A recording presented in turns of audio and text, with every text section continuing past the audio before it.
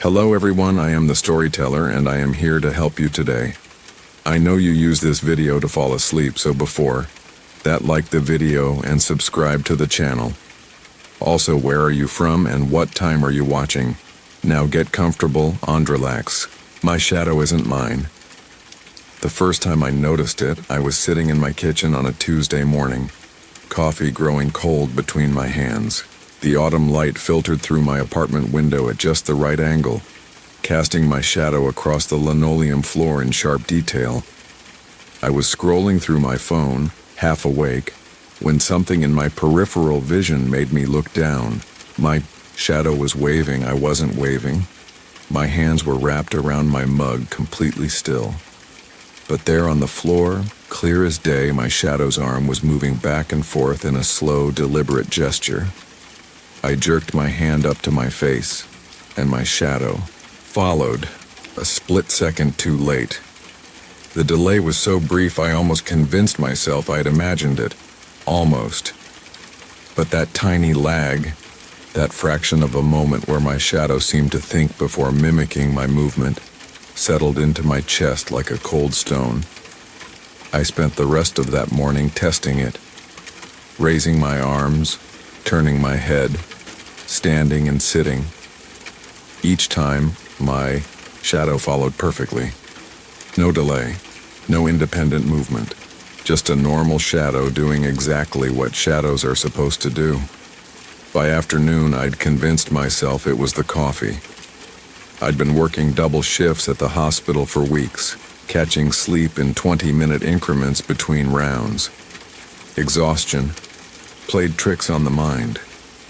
I'd seen it happen to other nurses. Hallucinations, phantom sounds, the brain filling in gaps where consciousness flickered.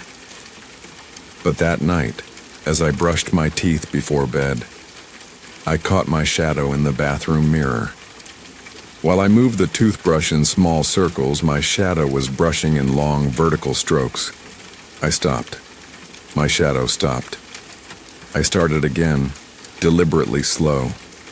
My shadow matched me perfectly. I turned off the bathroom light and stood in the dark for a long time, listening to my heart hammer against my ribs. The next few days passed without incident. I began to relax, to file the experience away with other stress-induced oddities. Work was particularly brutal that week. A multi-car accident had filled our ER, and I'd lost 2 patients in one shift. By Friday, I was running on autopilot and adrenaline. It was Mrs. Chen who pointed it out. She was one of our regulars, an elderly woman with chronic heart problems who came in monthly for monitoring. Sweet lady. Always brought me little wrapped candies from her purse. That Friday, she was sitting up in her bed when I came to check her vitals, and she was staring at the wall behind me with a puzzled expression. "Nurse Sarah," she said in her careful English, "your shadow, is it sick?" I turned to look at the wall where the overhead light was casting my silhouette. It looked normal to me. "What do you mean, Mrs. Chen?" "It moves wrong," she said, still staring. "Like it's in pain." I watched my shadow as I moved around her bed, checking her IV and adjusting her blankets. It looked fine to me, but Mrs. Chen kept glancing at the wall with that same concerned expression. "You should be careful," she whispered as I was leaving. "Sometimes shadows know things we don't." That night, I set up my phone to record myself sleeping. I know how that sounds. Paranoid, obsessive. But Mrs. Chen's words had gotten under my skin. I needed to know what was happening while I wasn't paying attention. The next morning, I fast-forwarded through 8 hours of footage. Most of it was unremarkable, me tossing and turning, the usual restless sleep of someone who worked too many night shifts. But at 3:17 a.m., something changed. On the recording, my body lay still, deep in sleep, but my shadow, cast by the streetlight through my bedroom window, was sitting up. I watched in horror as my shadow turned its head toward the camera, then slowly raised one finger to where its lips would be. A gesture for silence. Then it waved. I called in sick that day and spent hours researching shadow phenomena online. Most of what I found was folklore and superstition, stories of doppelgangers and shadow people, urban legends about souls becoming disconnected from their bodies. But buried in a medical journal, I found a case study that made my blood run cold. A patient in Germany had reported similar experiences. His shadow moving independently, other people noticing discrepancies. The doctors had diagnosed him with a rare neurological condition affecting the brain's body mapping system. Essentially, his mind was creating false visual input about his own movements. The patient had committed suicide 3 weeks after the diagnosis. The journal article was clinical, sterile. It mentioned increasing paranoia and complete loss of bodily autonomy as the condition progressed. The patient had claimed his shadow was trying to take over his life. I closed my laptop and walked to the bathroom mirror. My reflection looked tired, hollow-eyed, but my shadow looked energetic, alert. It occurred to me that while I felt exhausted, my shadow seemed more vibrant than it had ever been. That evening, I called my sister Emma. We hadn't spoken in months, not since our mother's funeral, when we'd argued about the inheritance, but I needed to hear a familiar voice. "Sarah, are you okay? You sound weird." I was standing in my living room, phone pressed to my ear, watching my shadow on the wall. As I talked, it seemed to be having its own conversation. Arms gesturing, head nodding at different intervals than my actual movements. "Emma, do I look different to you lately? When you see me, I mean. I haven't seen you lately, remember? You've been avoiding the family since Mom died. But if you did see me, hypothetically, would I look wrong somehow?" There was a long pause. "Sarah, are you having some kind of breakdown? Because if you need help..." "Never mind," I said, hanging up. That night I didn't sleep. I sat in my kitchen chair, the same one where I'd first noticed the problem, and watched my shadow on the floor. In the lamplight it sat perfectly still, matching my posture exactly. But I could feel it watching me back. The feeling was subtle at first, just a sense of being observed. But as the hours passed, it grew stronger. By dawn, I was certain that whatever was casting my shadow was not me. Not anymore. I went to work that Monday, hoping routine would help. But patients kept staring at me strangely. Dr. Martinez asked if I was feeling all right. Even my reflection in the hospital windows seemed off, though I couldn't pinpoint exactly how. It was during my lunch break that I realized what was happening. I was eating a sandwich in the break room when I noticed my shadow on the table. While I chewed, my shadow was writing, its finger tracing letters on the surface. HELP. I looked around the break room, but I was alone. When I looked back at the table, my shadow was still. That's when I understood. My shadow wasn't malfunctioning or sick. It was trying to communicate. Over the next few days, I learned to read its messages. When I was alone, my shadow would spell out words on surfaces, or point to objects, or make gestures I was beginning to recognize. It was trying to tell me something, but the message was fragmented, desperate. The pieces fell into place slowly, like a jigsaw puzzle assembled in the dark. I began to remember things I'd forgotten, or tried to forget. The night of my mother's funeral, when I'd wished I could disappear, rather than face Emma's accusations about my absence during Mom's final months. The moment I'd stood in the funeral home bathroom staring at my reflection and saying out loud, "I wish someone else could live my life for a while." And then, waking up the next morning feeling different, lighter, like some weight I'd carried for years had suddenly lifted. What if it had? What if something had heard my wish and decided to grant it? What if the person living my life, going to work, paying my bills, sleeping in my bed, what if that wasn't really me? What if I was the shadow? I'm writing this now on my laptop, fingers moving across keys while my shadow frantically gestures on the wall behind me. In the reflection of my computer screen, I can see it pointing at the words as they appear, nodding urgently.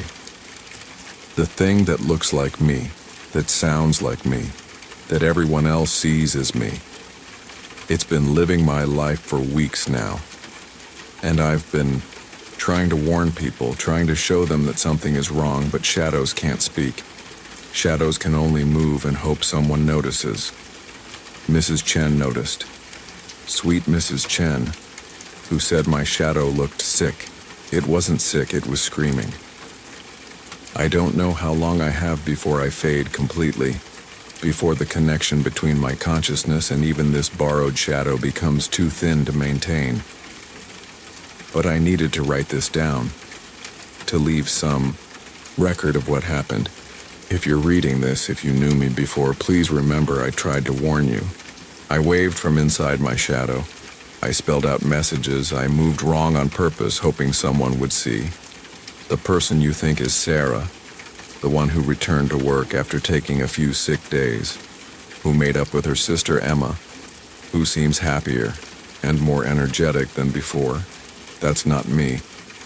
I'm the shadow she casts, growing fainter every day, and I'm running out of time to find my way back to the light.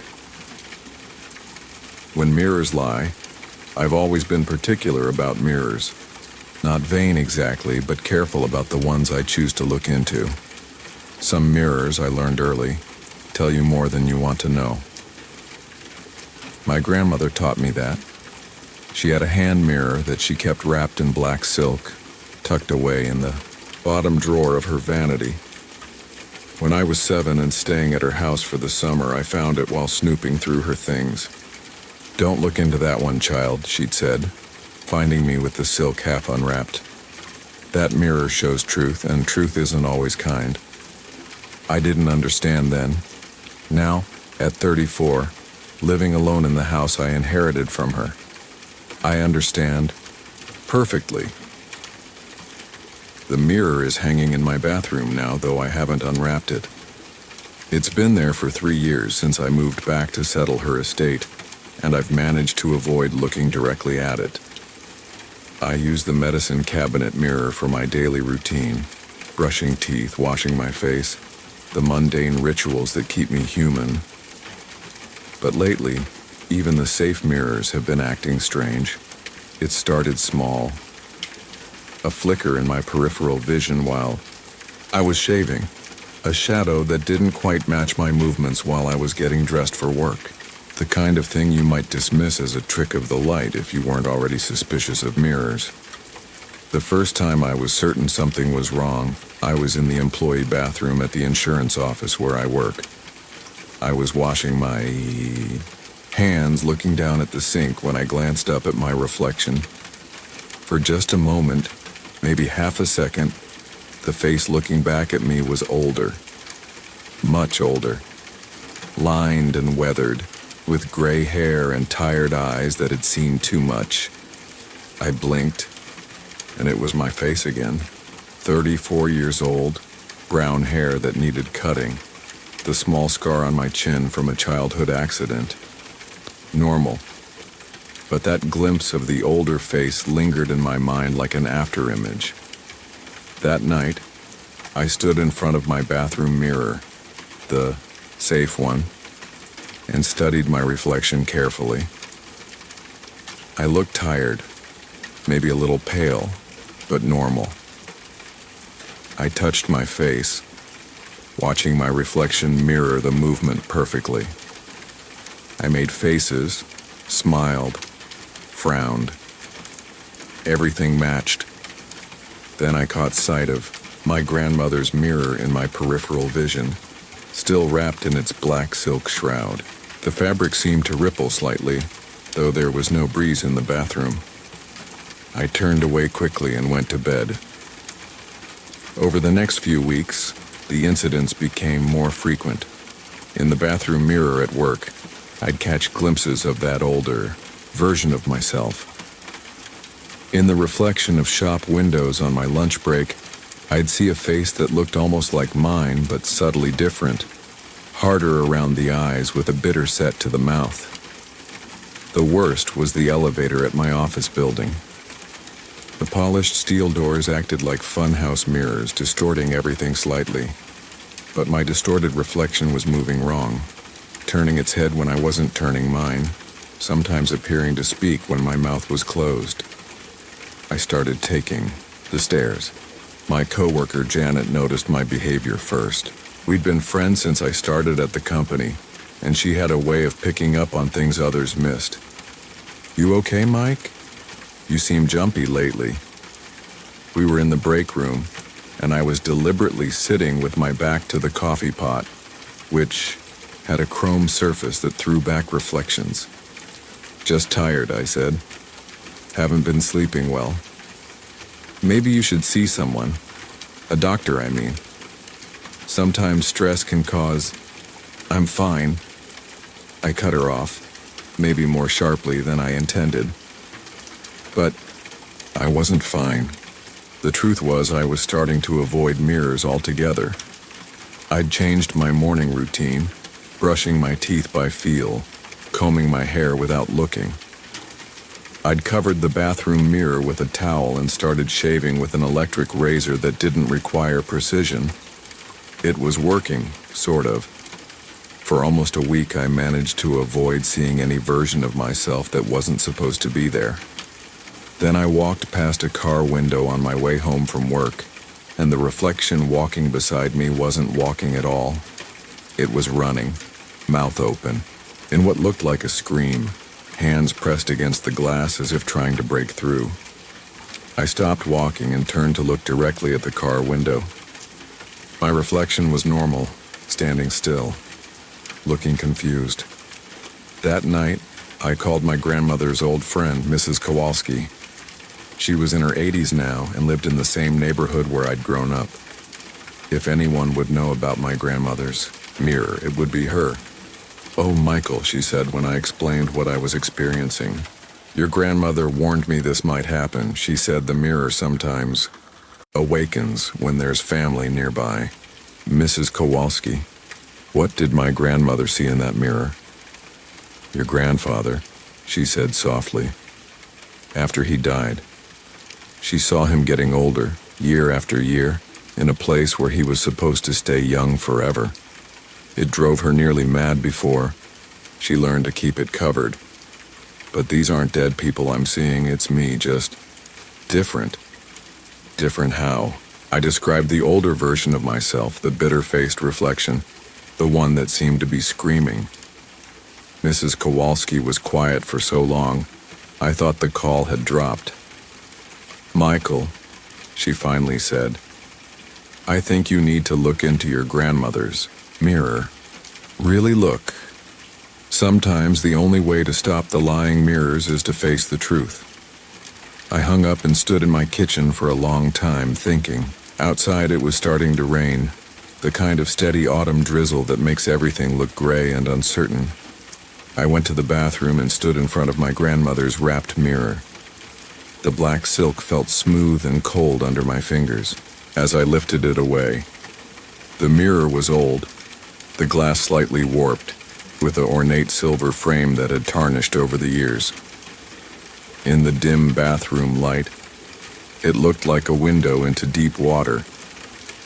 I took a breath and looked into it. The face that looked back at me was mine, but it was wrong in ways I couldn't immediately articulate. The features were the same, but the expression was different. Haunted. This version of me had seen things that had changed him fundamentally. As I watched, the reflection began to age rapidly. I saw myself at 40, 50, 60, but it wasn't normal aging. This was the wearing away of someone who had made bad choices, who had let fear and bitterness consume him. I saw myself alone in this same house talking to the mirror because there was no one else left to talk to. I saw myself becoming my grandmother, isolated, suspicious, afraid of the truth that mirrors might tell. The rapid aging stopped at around 70, and the old man in the mirror looked directly at me with eyes full of regret. Then he mouthed a single word: choose. I understood then what all the other mirrors had been trying to show me. The older version of myself wasn't from the future, it was from right now. It was who I was becoming every day that I chose fear over connection, avoidance over confrontation. The bitter-faced reflection was who I turned into at work, hiding behind professional courtesy while letting resentment build. The screaming reflection was the part of me that wanted to break free from the safe, small life I'd constructed, but didn't know how. The mirror wasn't lying. It was showing me the truth about the choices I was making, the person I was becoming without realizing it.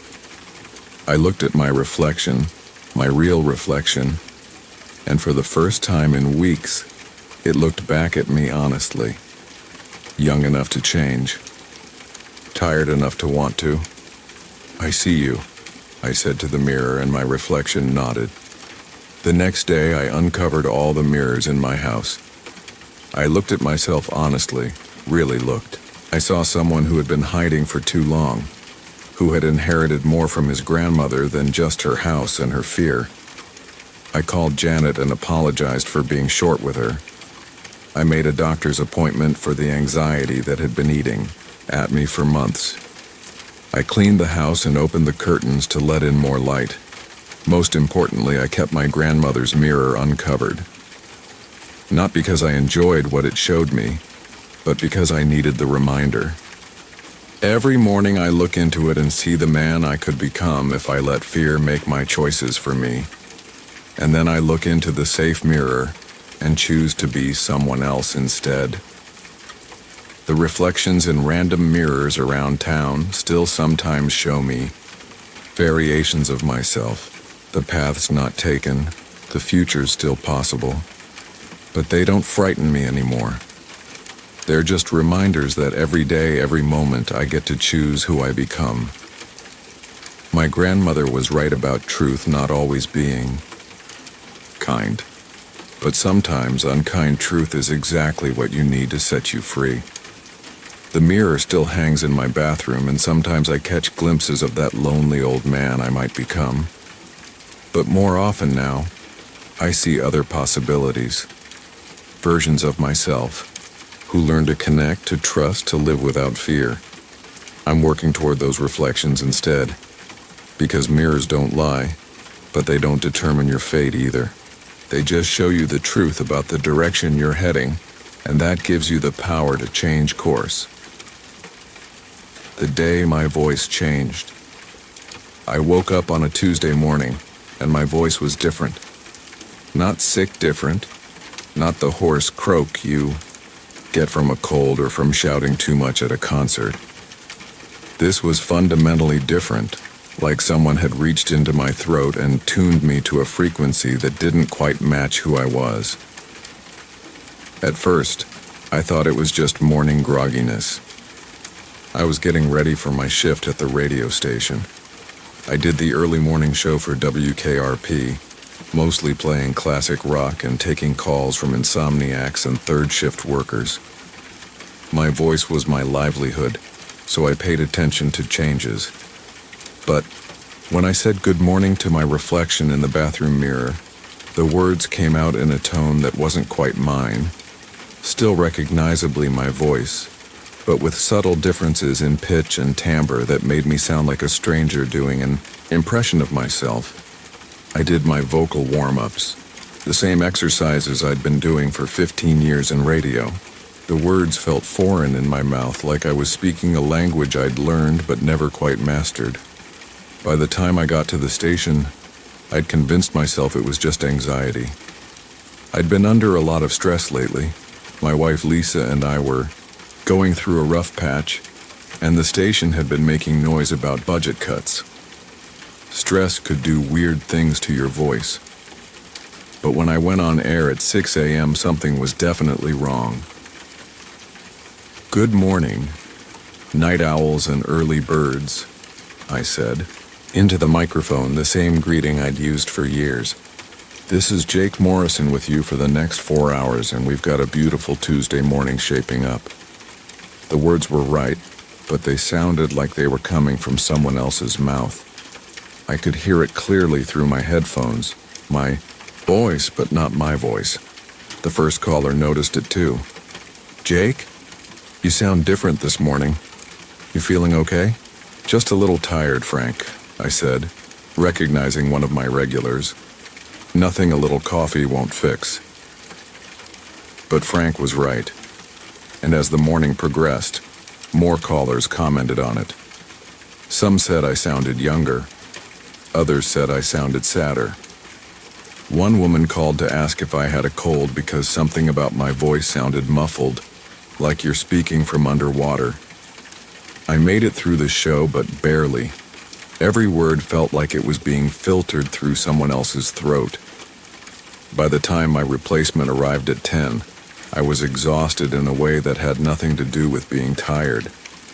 I drove home in silence, afraid to hear what my voice might sound like if I tried to sing along to the radio.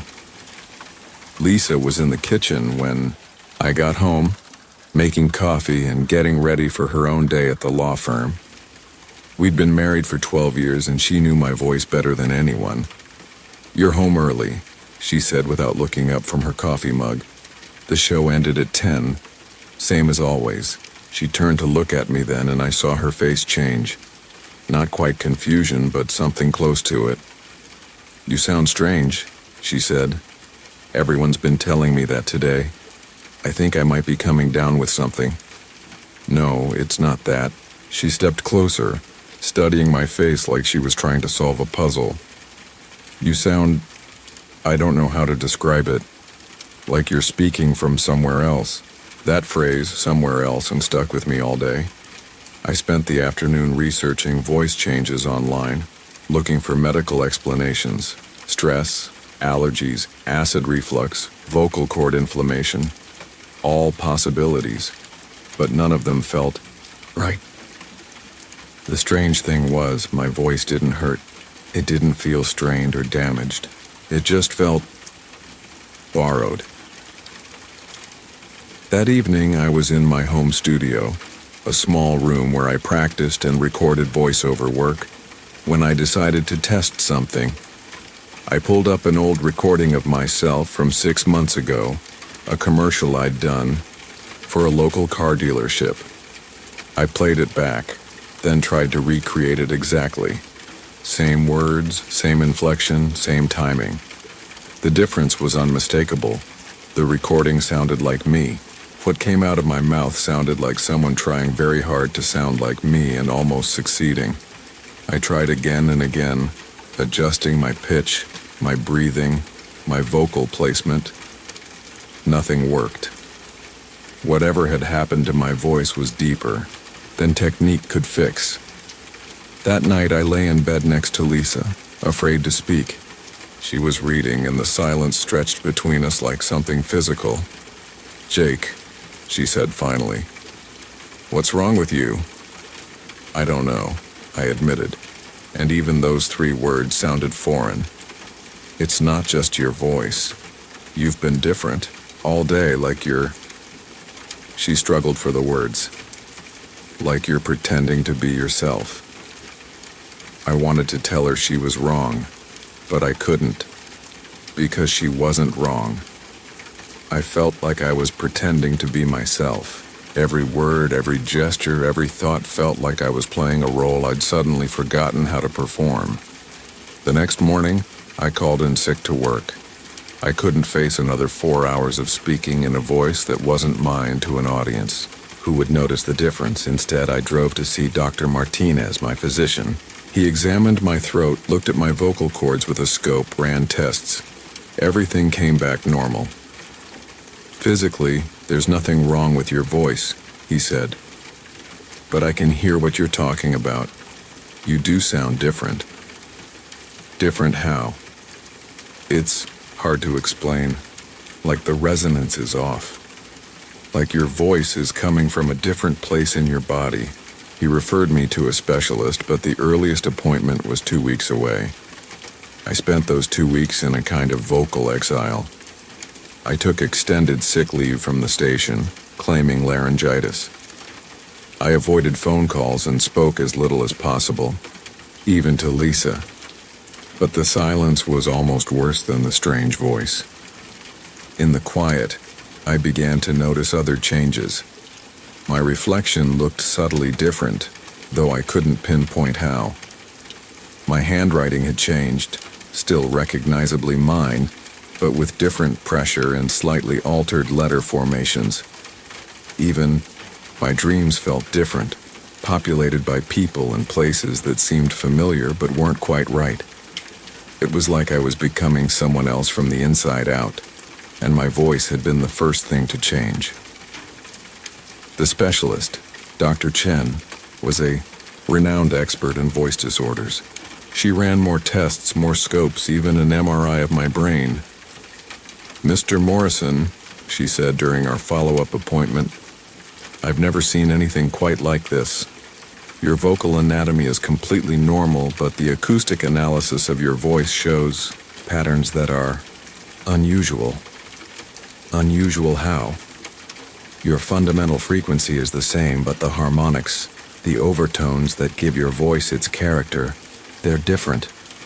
It's as if... She paused, clearly struggling with how to explain it. It's as if your voice is being generated by someone with a different body structure, even though your physical anatomy hasn't changed. Is that possible? Medically? No. But you're here, so clearly something is happening. She recommended therapy, with a voice coach, thinking that perhaps trauma or stress had altered my muscle memory for speech. But I knew it wouldn't work. This wasn't about technique or muscle memory. This was about identity. On the drive home from Dr. Chen's office, I made a decision. I pulled over at a coffee shop and sat in my car, staring at my phone. Then I dialed the radio station. UKRP. This is Tommy. Tommy was my replacement, a kid fresh out of broadcasting school who idolized the old radio voices. "Tommy, it's Jake. I need to ask you something, and I need you to be honest." "Jake, man, how are you feeling? When are you coming back?" "That's what I need to ask you about. Have you noticed anything different about the station lately? About my show, specifically?" There was a pause. Different how? Anything at all? People calling in about changes, management saying anything, other staff commenting. "Well," Tommy said slowly, "there have been some comments about your voice. People saying you sound different. But that's not the weird part." My heart started beating faster. "What's the weird part?" "Jake, I've been listening to archives of your old shows, trying to learn from your style, and I found something strange. There are shows from 3 months ago where you sound exactly like you sound now. Like your voice has been changing gradually and nobody noticed until recently." I hung up without saying goodbye and sat in the parking lot, hands shaking. 3 months ago. That was when Lisa and I had started having problems. When I'd begun feeling disconnected from my life, like I was going through the motions of being myself without actually being myself. What if the voice change wasn't the beginning of whatever was happening to me? What if it was just the first thing other people noticed? I drove home and went straight to my home studio. I pulled up old recordings going back month by month. Tommy was right. The change had been gradual, so subtle that I hadn't noticed it happening. But it wasn't just my voice that was changing in the recordings. My word choices were different. My inflection, even my sense of humor seemed to be shifting.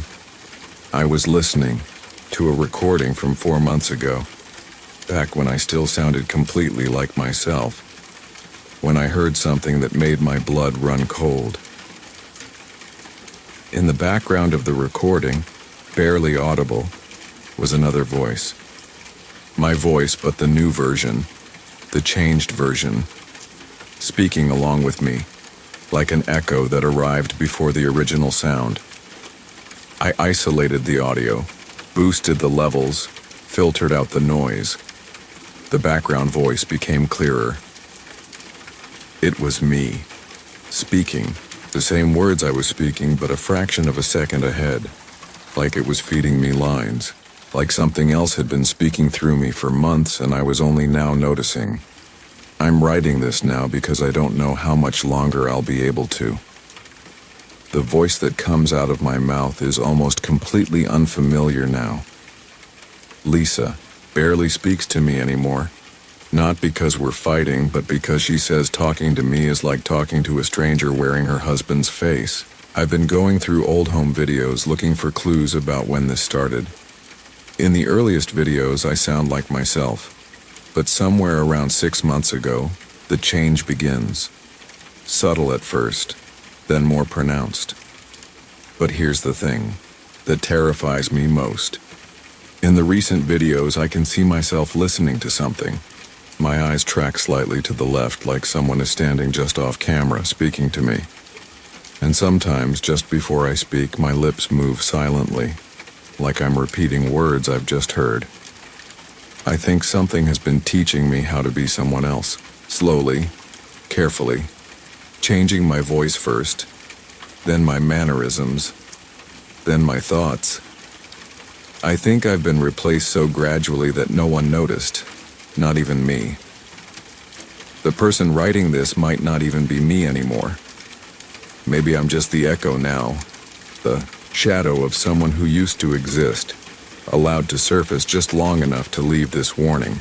If you're reading this, if you knew me before, listen carefully to the voices around you. Pay attention to changes, even small ones, because replacement doesn't happen all at once. It happens one word at a time, until the day you wake up and realize the voice in your head isn't your own anymore. And by then, it's too late to scream. I've been here before. The déjà vu started small, the way these things always do. A fleeting moment in the grocery store checkout line where I was absolutely certain I'd had the exact same conversation with the cashier before, down to her asking if I'd found everything I needed and me responding that I had, except for the peace of mind I'd come looking for. She'd laughed at that. The same bright laugh, and I'd walked away with the unsettling feeling that we'd performed this exact exchange already. But everyone gets déjà vu. It's just the brain misfiring, creating false memories, making the unfamiliar seem familiar. That's what I told myself as I loaded groceries into my car, trying to shake the feeling that I'd done this precise action. Placing the milk in the back seat, closing the trunk with my hip because my hands were full. 1,000 times before. I'm a psychiatric nurse at Riverside Mental Health, so I know about the brain's capacity for self-deception. I've seen patients convinced they're living the same day over and over, trapped in loops of their own perception. It's usually a symptom of something else: depression, anxiety, sometimes early-stage dementia. The mind-seeking patterns where none exist, finding comfort in the illusion of repetition. But what I was experiencing felt different, more precise, more true. The incidents became more frequent over the next few weeks. I'd walk into a patient's room and know exactly what they were going to say before they said it. Not in a general sense. I knew Mrs. Patterson would ask about her medication, that was routine. But word for word, down to the pauses and inflections. "Nurse Rebecca," she'd say, and I'd find myself mouthing along. "I don't think these pills are working the way they should. I feel like I'm walking through fog all the time. Every time exactly the same words." At first I attributed it to experience. After 10 years in psychiatric nursing, you learn to anticipate patient concerns. But this was beyond anticipation. This was foreknowledge. The feeling intensified during our weekly staff meetings. Dr. Harrison would present cases, And I'd know not just what he was going to say, but how he was going to gesture when he'd pause to clean his glasses, even which pen he'd reach for when making notes. "This is a complex case," he'd begin, and I'd watch my own hand write down his next words before he spoke them, requiring careful coordination between medical and therapeutic interventions. I started keeping a notebook, documenting these moments of prescience. The entries filled pages. Tuesday, 3:47 p.m. Knew Mr. Chen would spill coffee on his shirt during group therapy. Happened exactly as anticipated, down to his embarrassed laugh. Thursday, 11:22 a.m. Predicted Dr. Harrison would get a call about his daughter's soccer game. Phone rang 30 seconds later. Friday, 2:15 p.m. Knew Sarah from reception would come to the nurse's station to ask about weekend shift coverage. She asked about it using the exact words I'd written down 20 minutes earlier. The notebook became my lifeline and my torment, evidence that something impossible was happening, but also proof that I might be losing my grip on reality. The irony wasn't lost on me. A mental health professional documenting her own descent into delusion. It was during a late shift 3 weeks later that the pattern became undeniable. I was checking on patients before the night team arrived, making my final rounds. As I approached room 237, I suddenly knew with absolute certainty that the patient inside, a young man named David, who'd been admitted for severe depression, was going to ask me about the weather. Not just ask about it, but specifically say, "Do you think it's going to rain tonight? The air feels heavy, like it's holding secrets." I stopped outside his door, pen poised over my notebook, and waited. "Nurse Rebecca?" David's voice came through the partially open door.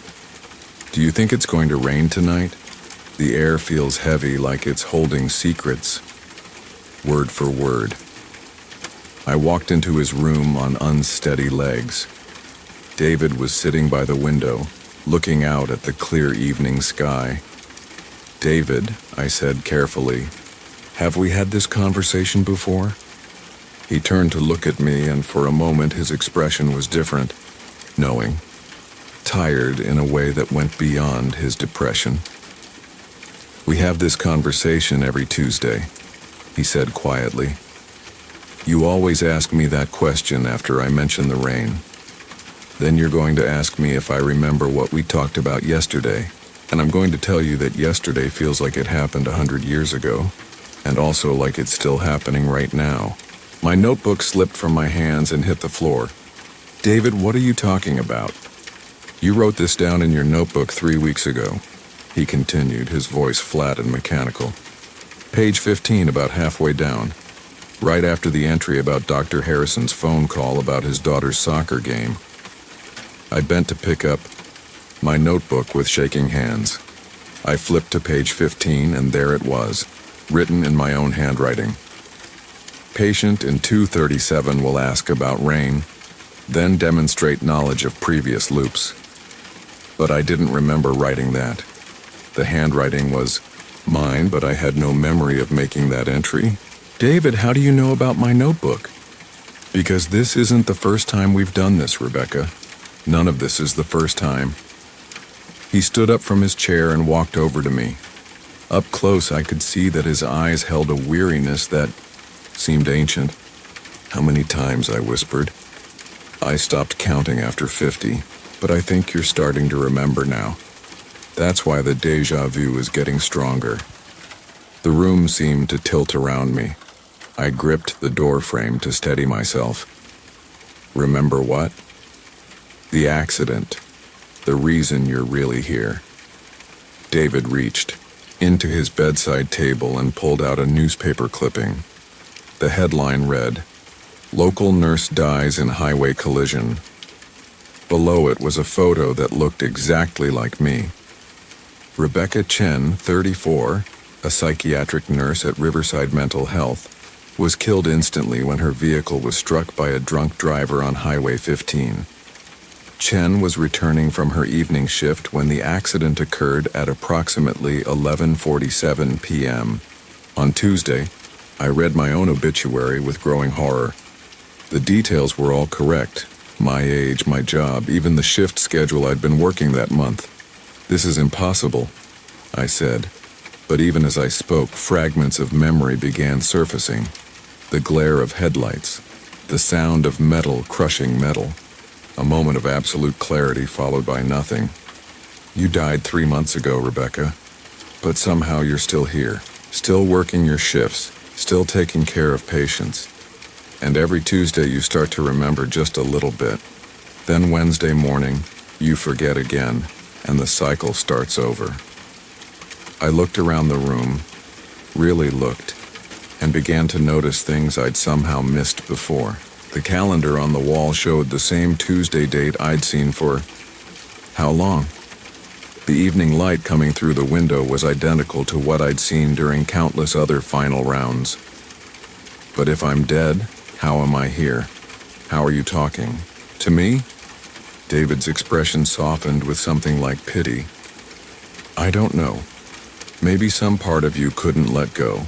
Maybe you were so dedicated to this job, to these patients, that death couldn't pull you away completely. Or maybe..." He paused, looking uncomfortable. "Maybe what? Maybe I'm dead too, and we're both stuck in some kind of loop together. Maybe everyone here is." The thought hit me like a physical blow. I looked out into the hallway where I could see other staff members going about their evening routines. Sarah at the reception desk, Dr. Harrison reviewing charts, the night security guard making his rounds. Were they all trapped here too?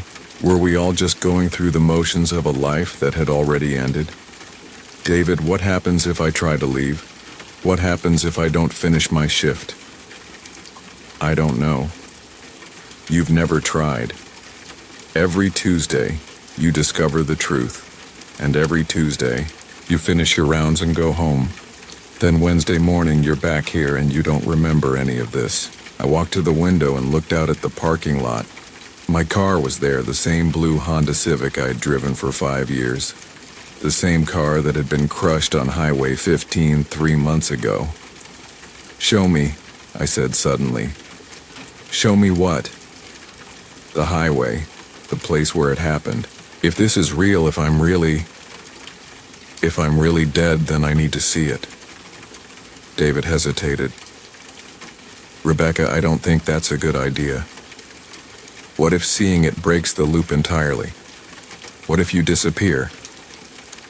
Maybe that's what needs to happen." But even as I said it, I felt a powerful resistance to the idea. This place, these patients, this routine, it felt more real than anything I could remember. The thought of leaving, of letting go, terrified me more than the possibility that I was dead. "I need to finish my rounds," I heard myself saying. David nodded sadly. "You always do." I completed the rest of my shift in a daze, going through the familiar motions while my mind reeled. Every interaction felt both completely natural and utterly surreal. I was a ghost playing at being alive, going through the routines of a life that had already ended. At 11:30 p.m., I gathered my things and walked to the parking lot. My car keys felt solid in my hand. The engine started normally. The radio played. The same song it always played, "Don't Stop Believin' by Journey. I drove toward Highway 15, following the route I'd taken home every Tuesday for 3 months.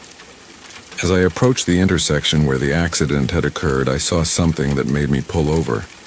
There was a small memorial by the roadside, flowers, mostly wilted now, and a white cross with my name painted on it. The date matched the newspaper clipping David had shown me. I sat in my car, engine running, staring at my own memorial. Cars passed by, their headlights sweeping across the makeshift shrine. Normal people, living people, going about their lives while I sat in the space between existence and memory. My phone buzzed. A text message from an unknown number. "Time to go home, Rebecca. See you tomorrow." I looked in my rearview mirror and saw David standing behind my car. He smiled sadly and waved. I put the car in drive and headed home to my apartment, an apartment that probably stood empty in the real world. Mail piling up, plants withering, the life I'd known slowly being erased by bureaucracy and time. But in this version of reality, the lights were on when I arrived. My coffee maker was programmed to start at 6 a.m. My alarm was set for 7:30, just like always. I went to bed knowing that when I woke up, it would be Wednesday. I'd get ready for work, drive to the hospital, and begin another day of caring for patients who might be as lost as I was. And I'd forget all of this. The conversation with David, the newspaper clipping, the memorial by the highway.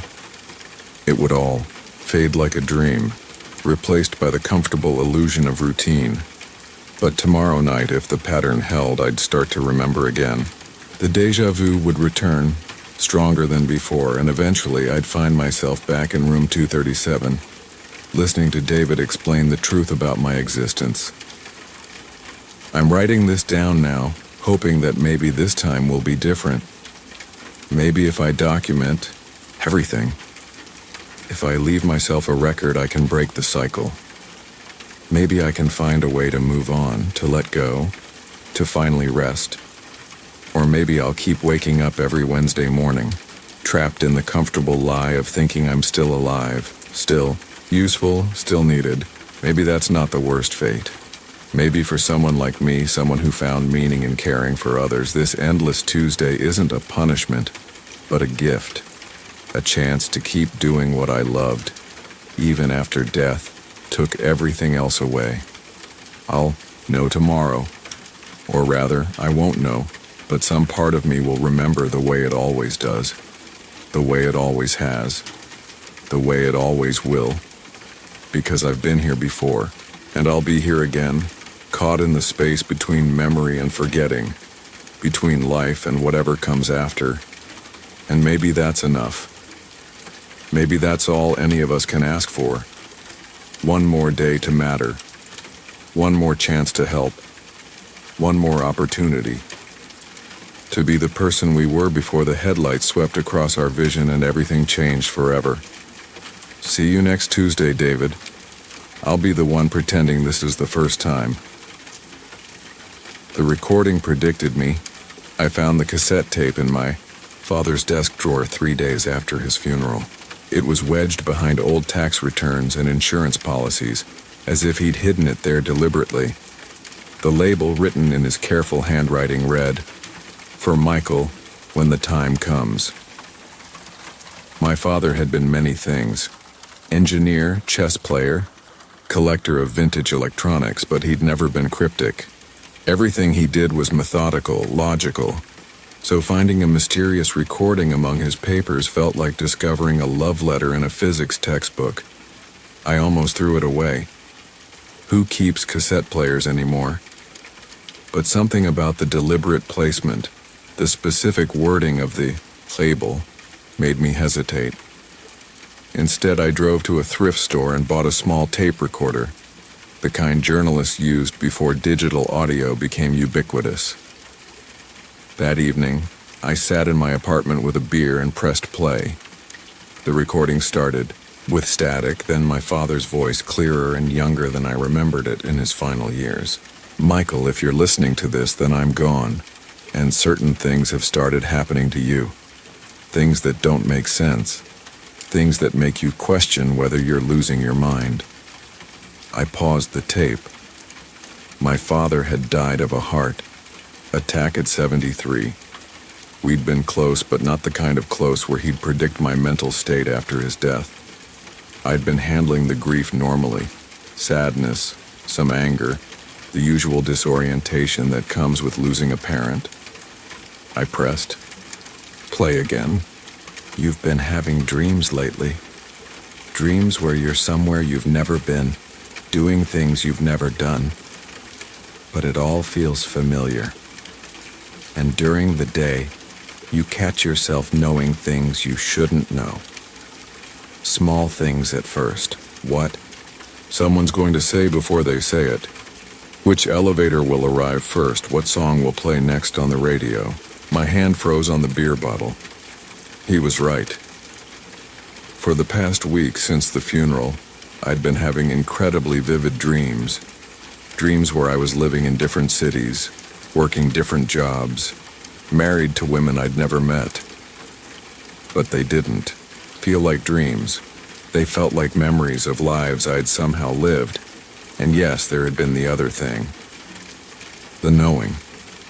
Yesterday I'd called the pizza place and correctly guessed that they were out of pepperoni before the guy even told me. This morning, I'd known my neighbor's dog would be loose in the hallway before I opened my apartment door. Know how this sounds? My father's voice continued. I know because I went through the same thing when my father died, and his father before him. It's been happening in our family for generations, passed down from father to son like blue eyes or bad knees. I rewound and played that section again. My grandfather had died when I was 12. I remembered my father being strange for a few weeks afterward, distant, distracted, like he was listening to something the rest of us couldn't hear. But he'd never explained it. The dreams, the knowing. It's not mental illness, Michael. It's inheritance, but not the kind they talk about in genetics textbooks. The recording continued, my father's voice taking on an urgent quality. Our family remembers things that haven't happened yet, or more accurately, we remember things that happened to other versions of ourselves in different timelines. Every major family death opens up the channels wider, lets more information through. It's strongest right after a funeral, when the veil between possibilities is thinnest. I stood up and began pacing my small living room. This was insane. My father had been an engineer, a man of science. He'd never shown interest in anything supernatural or paranormal. I know you're pacing right now, his voice said from the recorder. You're in your apartment, the one on 5th Street with the broken radiator that clanks at night.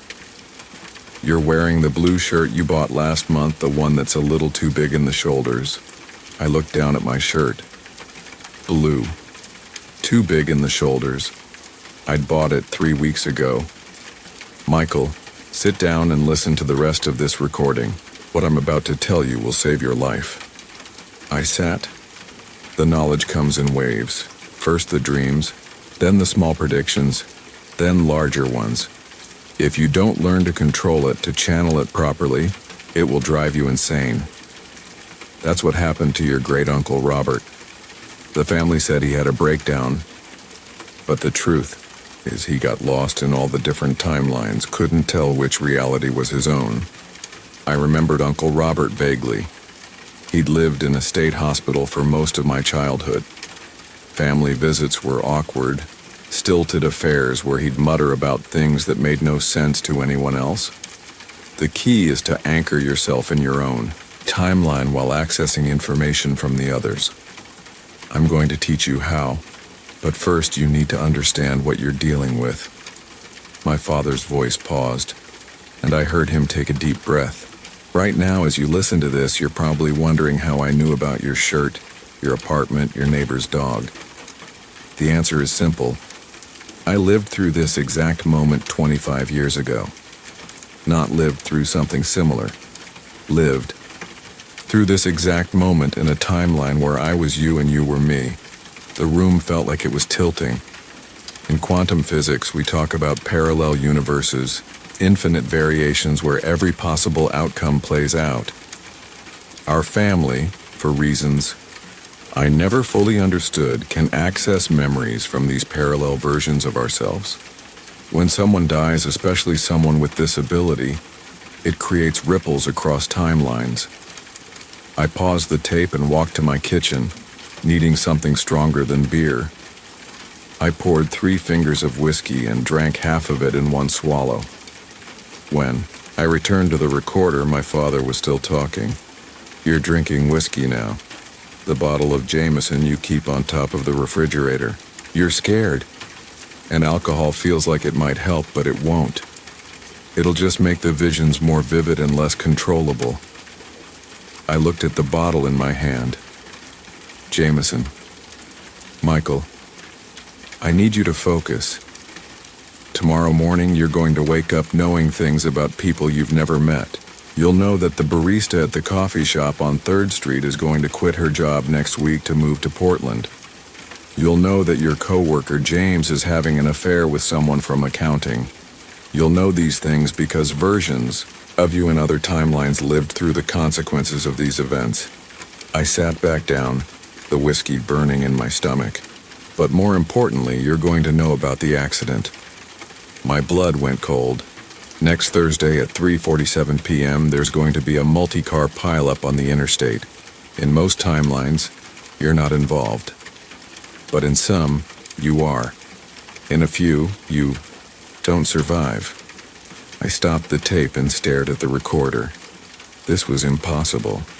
My father couldn't have known about events that hadn't happened yet, but everything else he'd predicted had been accurate. My clothes, my apartment, my behavior. I press play. The accident happens because a truck driver falls asleep at the wheel just before the Maple Street exit. In the timelines where you're involved, you're driving home from a job interview downtown. An interview for a position at Morrison Engineering that you don't even know about yet. Morrison Engineering. I'd heard of them. They were one of the biggest firms in the city, but I hadn't applied there. Hadn't even thought about leaving my current job. You'll get a call about the interview on Monday. They'll say someone recommended you, but they won't say who. You'll be curious enough to go, and that curiosity will put you on the interstate at exactly the wrong time. The recording continued, my father's voice becoming more strained. I'm telling you this not to scare you, but to give you a choice. In some timelines, you go to the interview and survive the accident. In others, you skip the interview and never know what might have been. In a few, you go and don't make it home. I realized I was holding my breath. The ability to see across timelines comes with responsibility, Michael. You can't save everyone, can't prevent every tragedy, but sometimes, rarely, you can save yourself. The tape went quiet for a moment, then resumed with my father's voice softer, more personal. I saved myself once when I was your age. I knew about a building collapse that would have killed me if I'd been inside. I called in sick that day, stayed home, and lived to meet your mother. In another timeline, we never met. You were never born. The weight of that statement settled over me like a blanket. The dreams will continue probably for the rest of your life. You'll see glimpses of paths not taken, lives not lived, choices not made.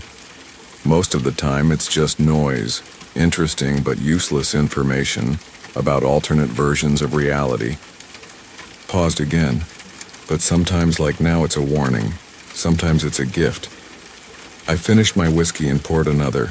There's more on this tape. Techniques for managing the visions, ways to distinguish between timelines, methods for staying grounded in your own reality. But first, you need to decide something. I leaned forward. Do you want to know more about what's coming? Or do you want to live your life without the burden of seeing too far ahead? Because once you fully accept this ability, once you learn to use it deliberately, there's no going back. You'll spend the rest of your life knowing things you wish you didn't know, seeing endings before they arrive. The tape stopped. I sat in my apartment for hours, staring at the recorder. Outside, the city continued its normal rhythm. Cars passing, people walking their dogs, the ordinary progression of a Thursday evening. But I was no longer part of that ordinary world. My father's recording had pulled me into something else, something where the future was negotiable and the past was just one option among many. I thought about the job interview I hadn't yet been offered, the accident that hadn't yet happened, the choice that would determine whether I lived to make other choices. Then I thought about my father, dying of a heart attack at 73, but taking the time to record a warning for a son who wouldn't understand it until after he was gone. Had he seen his own death coming? Had there been timelines where he survived, where we had more time together? Had he chosen this timeline deliberately, the one where he died, but I lived to receive his message? I picked up the recorder and pressed play. My father's voice resumed, as if he'd been waiting patiently for me to make my decision. If you're still listening, then you've chosen to know more. I'm proud of you, Michael, and I'm sorry. This gift is also a curse, and I wish I could have spared you from it.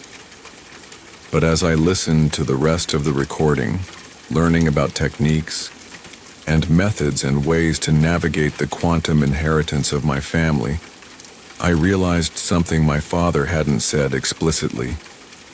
This wasn't just about predicting the future or avoiding accidents. This was about understanding that every choice mattered, that every decision created ripples across infinite possibilities. And maybe, in a universe where all outcomes existed simultaneously, love could transcend death by leaving warnings in desk drawers, messages that would arrive exactly when they were needed most. I never went to the Morrison engineering interview, but that's a story for a different timeline. 2 horror stories. Story 1. Footsteps in fog. The fog came in thick that October evening, rolling off the harbor like something alive, something with purpose.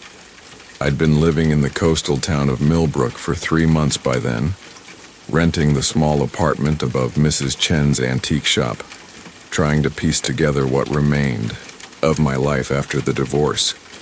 The fog was nothing new. The locals had warned me about it when I first arrived, speaking of it with the kind of reverence usually reserved for natural disasters or family secrets.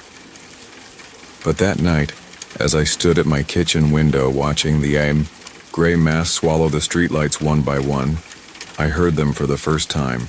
Tap, tap, tap. Footsteps on wet pavement, deliberate and measured, coming from somewhere within that shifting wall of mist. I pressed my face against the cool glass, my breath fogging the window, further, making it impossible to see anything clearly. The sounds grew closer, then seemed to circle back, as if whoever was out there was walking in patterns I couldn't understand. I'd been drinking that night, not heavily, just enough to take the edge off the loneliness that had become my constant companion. The bottle of wine sat half empty on my kitchen table, next to the stack of legal documents I'd been avoiding for weeks. Settlement papers, custody arrangements, the final dissolution of 23 years of marriage. All of it reduced to signatures and notarized stamps. The footsteps stopped directly below my window. I held my breath, counting the seconds. 5, 10, 15. Nothing but the sound of water dripping from the eaves and the distant groan of foghorns from the harbor. Then, just as I was beginning to convince myself I'd imagined it all, they started again, but this time moving away, fading into the distance until they were swallowed entirely by the fog's embrace. Sleep didn't come easily that night. I lay, awake, listening to the old building settle around me, every creak and groan amplified by the silence. When I finally drifted off sometime after 3, my dreams were filled with gray corridors and the sound of footsteps echoing just out of sight. The next morning brought brilliant sunshine and crystal clear air, as if the fog had never existed at all. I mentioned the footsteps to Mrs. Chen when I went downstairs to pay rent, trying to keep my tone casual, almost joking. "Oh, you heard them too," she said, not looking up from the vintage jewelry she was arranging in the display case. Her accent still carried traces of her childhood in Hong Kong, even after 40 years in America. "They walk most nights when the fog comes in heavy like that." The way she said it so matter-of-fact made my skin crawl. "They?" She looked up then, her dark eyes serious behind wire-rimmed glasses. "You're not the first tenant to mention it. The young man before you, he heard them too. Asked me about it just like you're doing now." She paused, studying my face. "He moved out after 2 months." "What did he think they were?" Mrs. Chen shrugged, returning to her jewelry. "Same thing you're thinking, probably. Someone walking around. At night, maybe homeless, maybe just restless. But the thing is, Mr. Davidson, in 40 years of living here, I've never seen anyone walking those streets when the fog comes in that thick. Have you?" I hadn't. In my 3 months in Millbrook, I'd learned that when the fog rolled in heavy, the town essentially shut down. People hurried inside, locked their doors, and waited for morning. It was an unspoken rule, something you absorbed by observation rather than instruction. That evening, I found myself positioned at the kitchen window again, waiting. The fog began its approach around sunset, creeping up from the water like fingers reaching inland. I'd made coffee instead of opening wine, determined to stay alert, to finally see who was making those sounds. The footsteps began at 9:47 p.m., tap, tap, tap, deliberate, unhurried, moving down Harbor Street toward my building. I pressed my face against the glass, straining to see through the thick mist, but it was like looking into cotton. The streetlights had become dim halos, barely penetrating the gray wall that had descended over everything. The footsteps grew closer, and I could tell they were coming from someone wearing hard-soled shoes, dress shoes maybe, or boots. Not the soft shuffle of sneakers or the heavy thud of work boots. These were precise, purposeful steps, each one placed with care. They stopped again directly below my window. This time, I was ready. I'd left my apartment door unlocked, and now I crept down the narrow stairs that led to the street entrance of Mrs. Chen's shop. My heart hammered against my ribs as I approached the glass door, my hand trembling as I reached for the handle. The fog pressed against the windows like something solid, and when I pushed the door open, it seemed to flow into the shop's entryway with an almost liquid quality.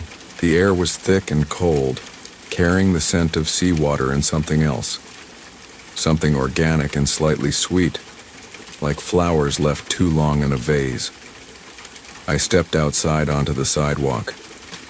The fog enveloped me immediately, reducing my world to a circle perhaps 3 feet in diameter. Beyond that, everything dissolved into gray nothingness. I stood perfectly still, listening. Nothing. The footsteps had stopped the moment I opened the door, as if whoever was making them knew I was there. I waited, barely breathing, but the silence stretched on. Even the usual sounds of the harbor seemed muffled and distant. "Hello?"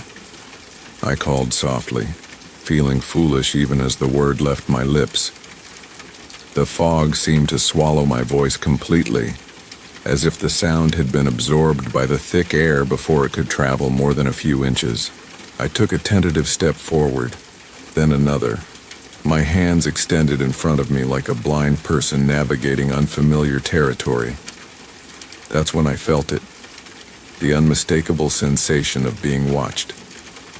It started as a prickle between my shoulder blades, then spread across my entire back like cold fingers tracing my spine. I spun around but saw nothing except the dim glow of the shop's window behind me, barely visible through the mist. "Who's there?" I called, louder this time. The response came not as words but as movement. The fog itself seemed to shift, swirling in patterns that suggested a presence just beyond my vision. And then, faint but unmistakable, I heard breathing that wasn't my own. I backed toward the shop door, my heart racing, but the fog seemed to thicken around me, making it difficult to find my bearings. The breathing grew closer, accompanied now by the faintest whisper of fabric against fabric, as if someone was moving very slowly through the mist just beyond my sight. My hand finally found the door handle, and I yanked it open, stumbling back into the shop's entryway. The fog tried to follow me inside, but I slammed the door shut and turned the lock, my hands shaking so badly I could barely manage the mechanism. I stood there for several minutes, pressed against the glass, watching the gray wall outside. Gradually, the fog began to thin, and by midnight it had retreated back toward the harbor, leaving the streets clear and empty under the pale streetlights. But I knew what I'd experienced. Someone, or something, had been out there with me. Tito. Pattern continued for the next 2 weeks. Fog would roll in, footsteps would begin, and I would listen from my window, too frightened now to venture outside again. But my curiosity was becoming an obsession. I started researching the town's history, spending hours at the small library, searching through old newspapers and local records. What I found changed everything. Millbrook had been a whaling town in the 1800s, its harbor filled with ships that would disappear for months at a time, hunting the great creatures in distant waters. But in 1847, something had happened that the town had tried very hard to forget. The ship Mercy's Dream had returned from a 2-year voyage with only 3 survivors of its original crew of 28. The men spoke of a cursed hunt, of pursuing a white whale into waters where the fog never lifted, where day and night became meaningless. They described weeks of sailing blind through impenetrable mist, following only the sound of something moving through the water ahead of them, something that led them deeper and deeper into a gray void from which most of them never returned. The survivors' testimonies, preserved in faded newspaper clippings, were dismissed as the ravings of men driven mad by isolation and hardship. But they all told the same story. In the yellow under endless fog, they had heard footsteps on the water, walking around their ship in the darkness, calling to the crew members by name. One by one, men had gone missing, vanishing from their posts during the night watch. In the morning, their shipmates would find only empty clothes and the lingering scent of seawater and decay. The footsteps would continue, circling the ship, always just beyond the reach of their lanterns. By the time Mercy's Dream finally found its way back to Millbrook, only Captain Ezra Morrison and 2 crew members remained. Morrison's final log, entry written the night before they reached port, contained a single haunting line. The fog remembers what we did. It follows us home. All 3 survivors died within a year of their return, each found dead in their beds on foggy nights, their faces frozen in expressions of terror, their clothes soaked with seawater despite being nowhere near the harbor. I closed the library that evening with shaking hands, the photocopied articles tucked into my jacket pocket. As I walked home through the clear autumn air, I couldn't shake the feeling that I was being followed. But every time I turned around, the street behind me was empty.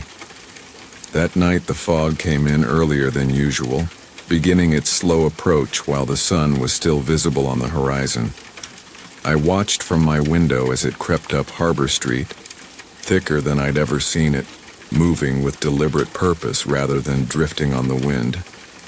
The footsteps began before full dark. Tap, tap, tap. But this time, they were different. Multiple sets of feet, moving in formation down the street like a procession. I pressed my ear against the window and heard something that made my blood freeze. Voices, faint and distant, calling names.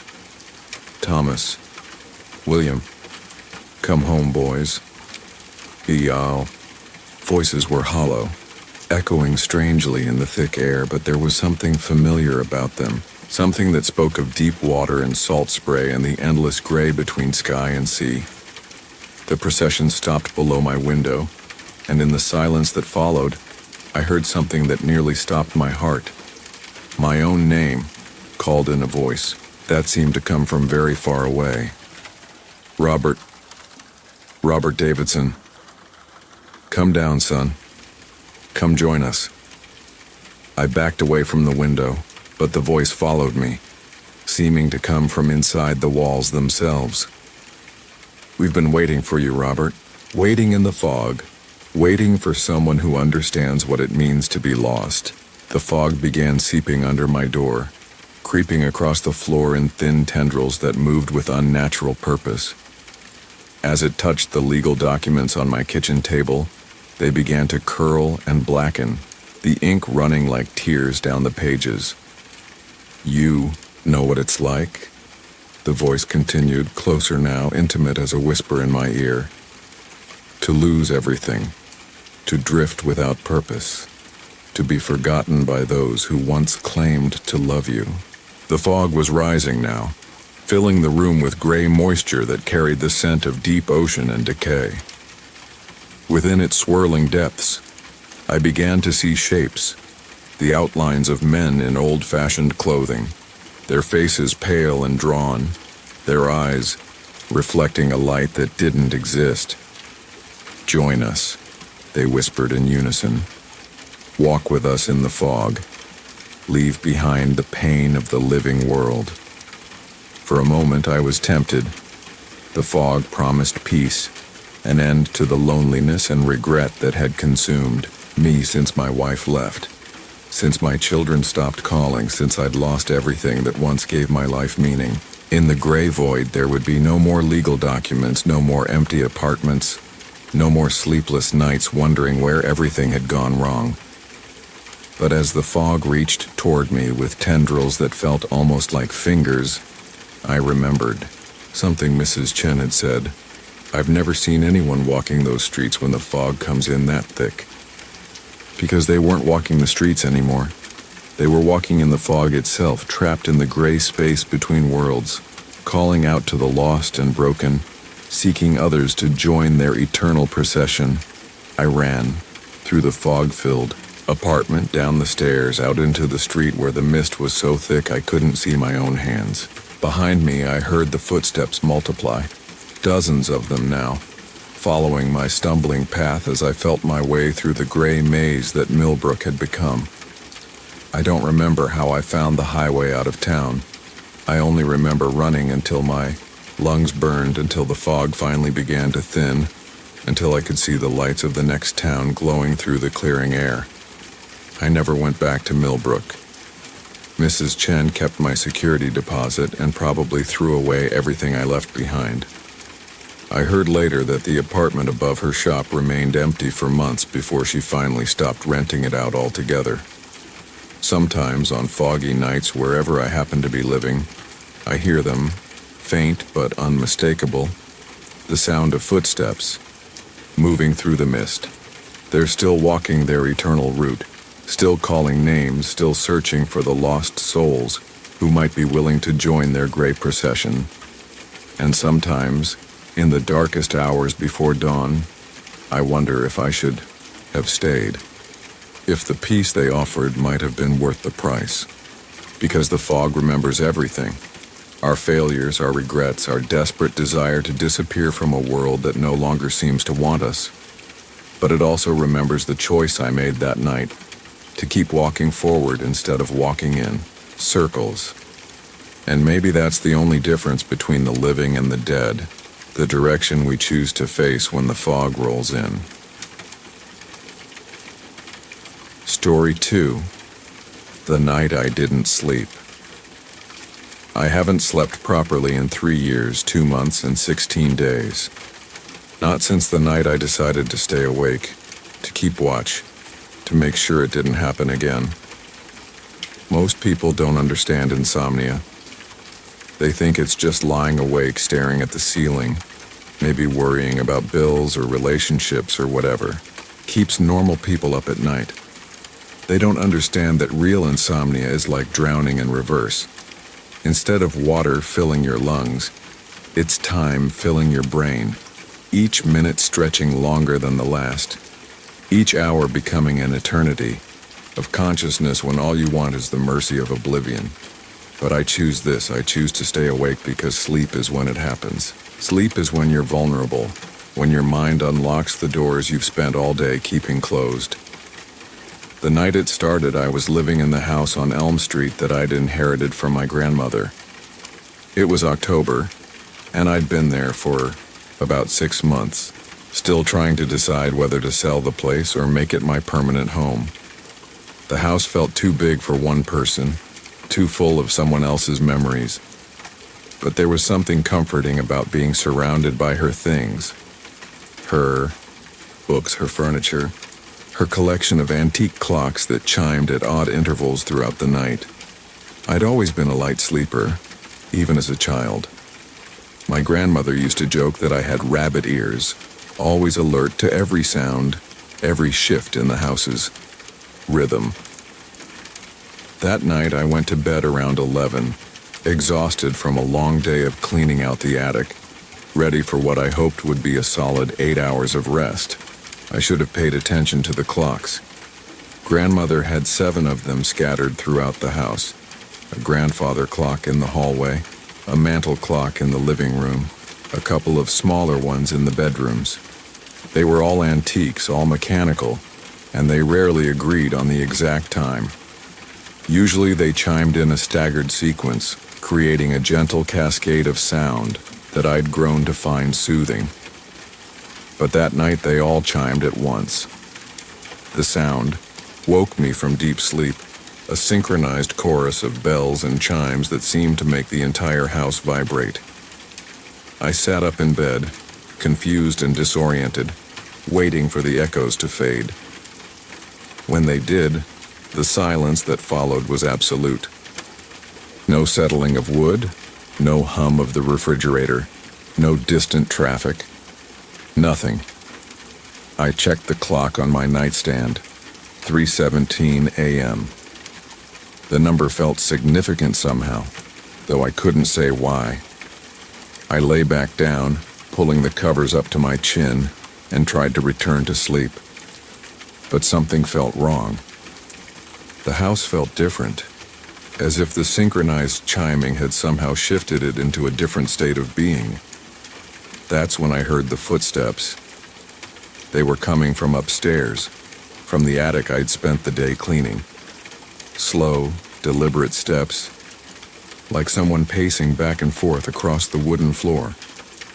I lay perfectly still, listening, trying to convince myself it was just the house settling, just the old wood contracting in the cool night air.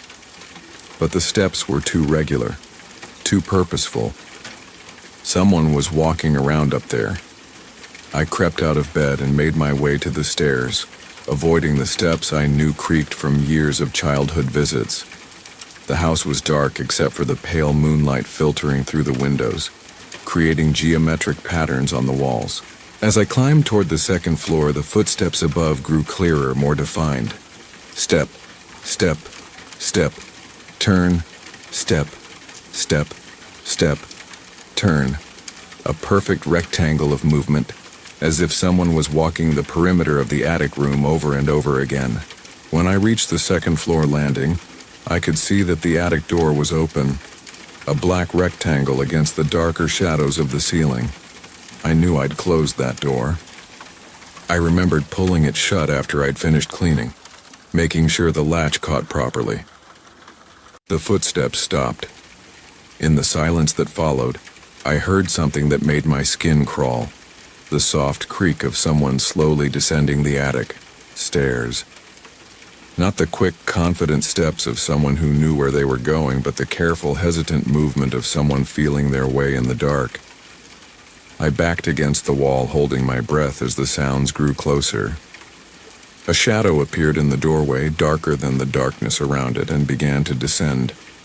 I could make out the general shape of a person, but the details seemed to shift and blur, as if I was looking at them through water.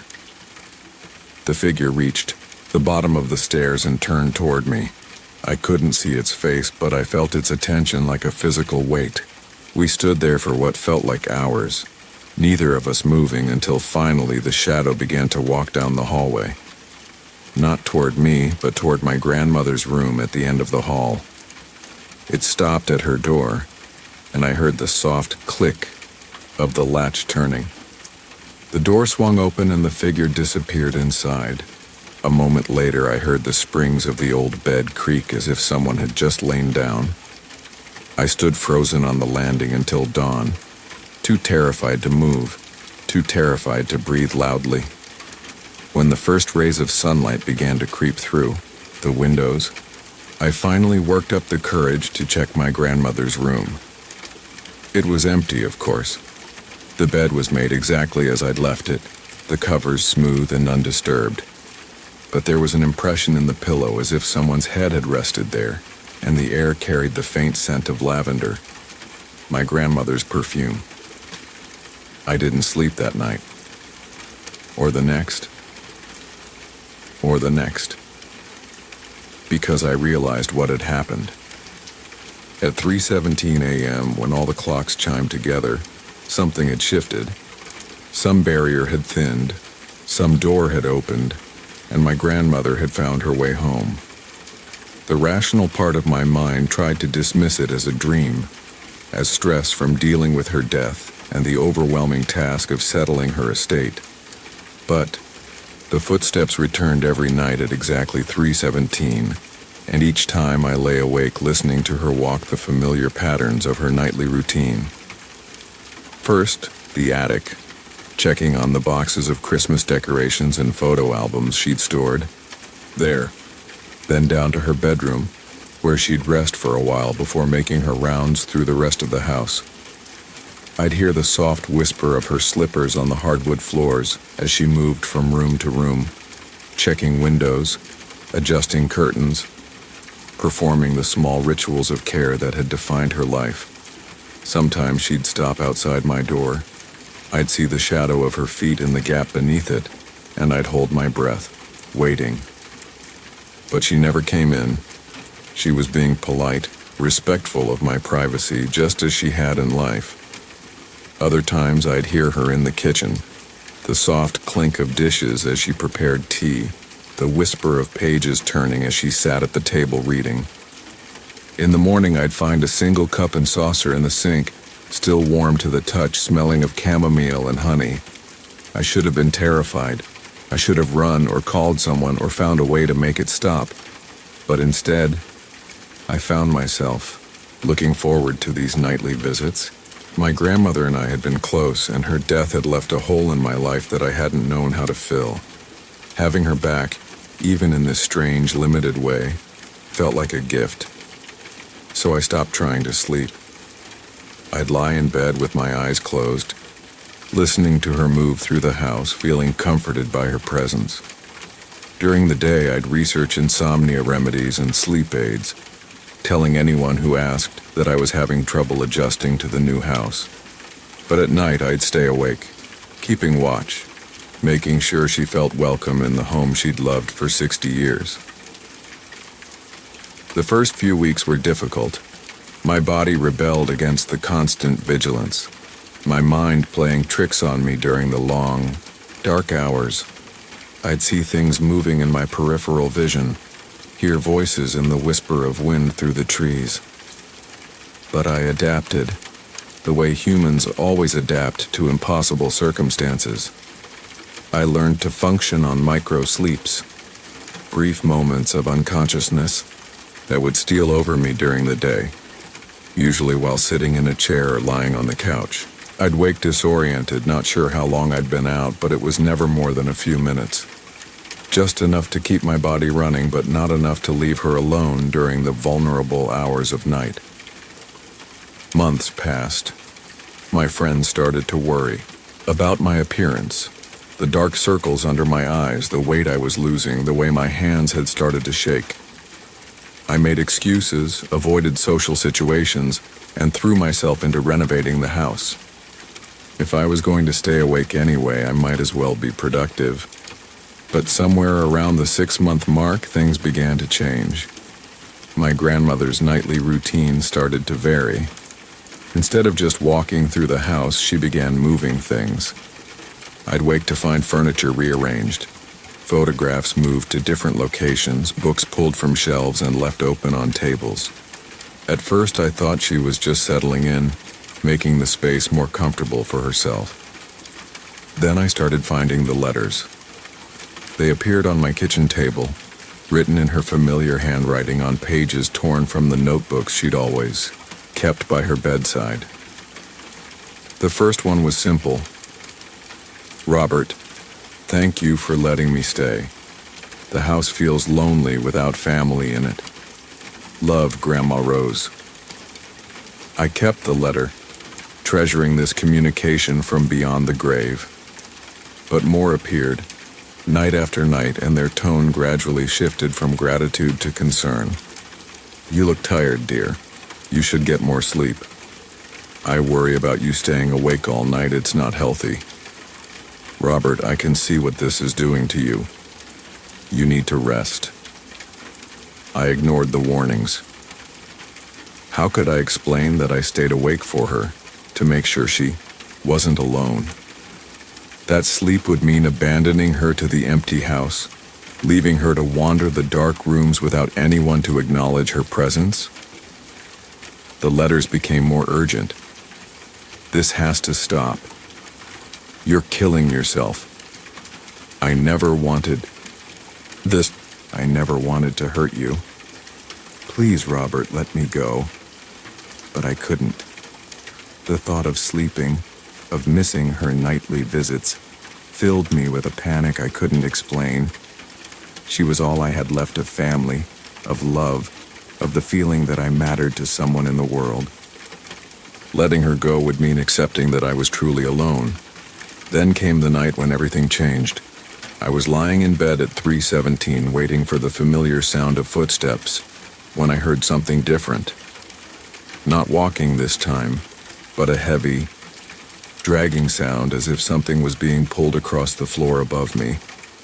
It went on for several minutes, punctuated by pauses and what sounded like labored breathing. I got up and crept to the stairs, listening. The dragging sound moved from the attic down to the second floor, then toward my grandmother's room. But this time, it didn't stop at her door.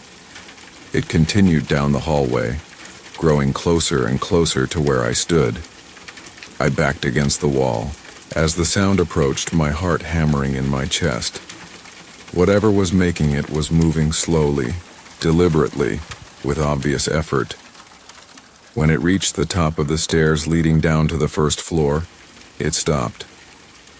In the silence that followed, I heard a voice, my grandmother's voice, but different, strained, desperate. "Robert," she whispered, "come here, dear. Come help me." I wanted to run, but something in her tone held me frozen. She sounded hurt, frightened, in pain. Despite my terror, I couldn't ignore her plea for help. "Grandma?" I whispered back. "Come closer, Robert. I need you to see something." I took a tentative step forward, then another, until I was standing at the top of the stairs. In the darkness below, I could make out a shape, something large and bulky, like a body wrapped in sheets or blankets. "Look," my grandmother's voice said, and I realized it was coming from the shape on the floor. "Look what you've done to me." The sheets fell away and I saw her, or what she had become. The constant walking had worn her down, literally.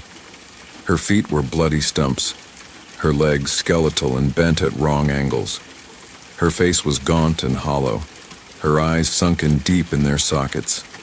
She looked like someone who had been walking for years without rest, without food, without peace. "This is what happens," she said, her voice a dry whisper. "When you can't let go, when you won't let the dead rest. You trap us here, Robert. You keep us walking, keep us performing the rituals of life, even when our bodies can't bear it anymore." Stared at the broken thing that had once been my grandmother, horror and understanding washing over me in equal measure. The nightly walks hadn't been comforting visits from beyond the grave. They had been a prison, a compulsion forced on her by my desperate need to hold on to what was gone. "I'm so tired," she whispered. "Please, Robert, let me sleep." I knelt beside her, reaching out with trembling hands to touch her face. Her skin was cold as stone, and when I looked into her eyes, I saw nothing but exhaustion and pain. "How?" I asked. "How do I let you go?" She smiled then, a ghostly echo of the warm expression I remembered from childhood. "Sleep," she said. "Just sleep. When you finally rest, I can rest too." I wanted to argue, to tell her I couldn't, that I was too afraid of losing her completely. But looking at what my vigil had done to her, I knew I had no choice. Love sometimes means letting go, even when it feels like dying. I carried her to her room. She weighed nothing, like holding armfuls of air, and laid her gently on the bed. I pulled the covers up to her chin, just as she used to do for me when I was small and afraid of the dark. "Sleep tight, Grandma," I whispered, tears streaming down my face. "Sleep tight, my dear boy," she replied, and closed her eyes. I went to my own room and lay down on the bed, fully clothed, staring at the ceiling. For hours I fought against the exhaustion that threatened to claim me, but eventually, my body overruled my mind.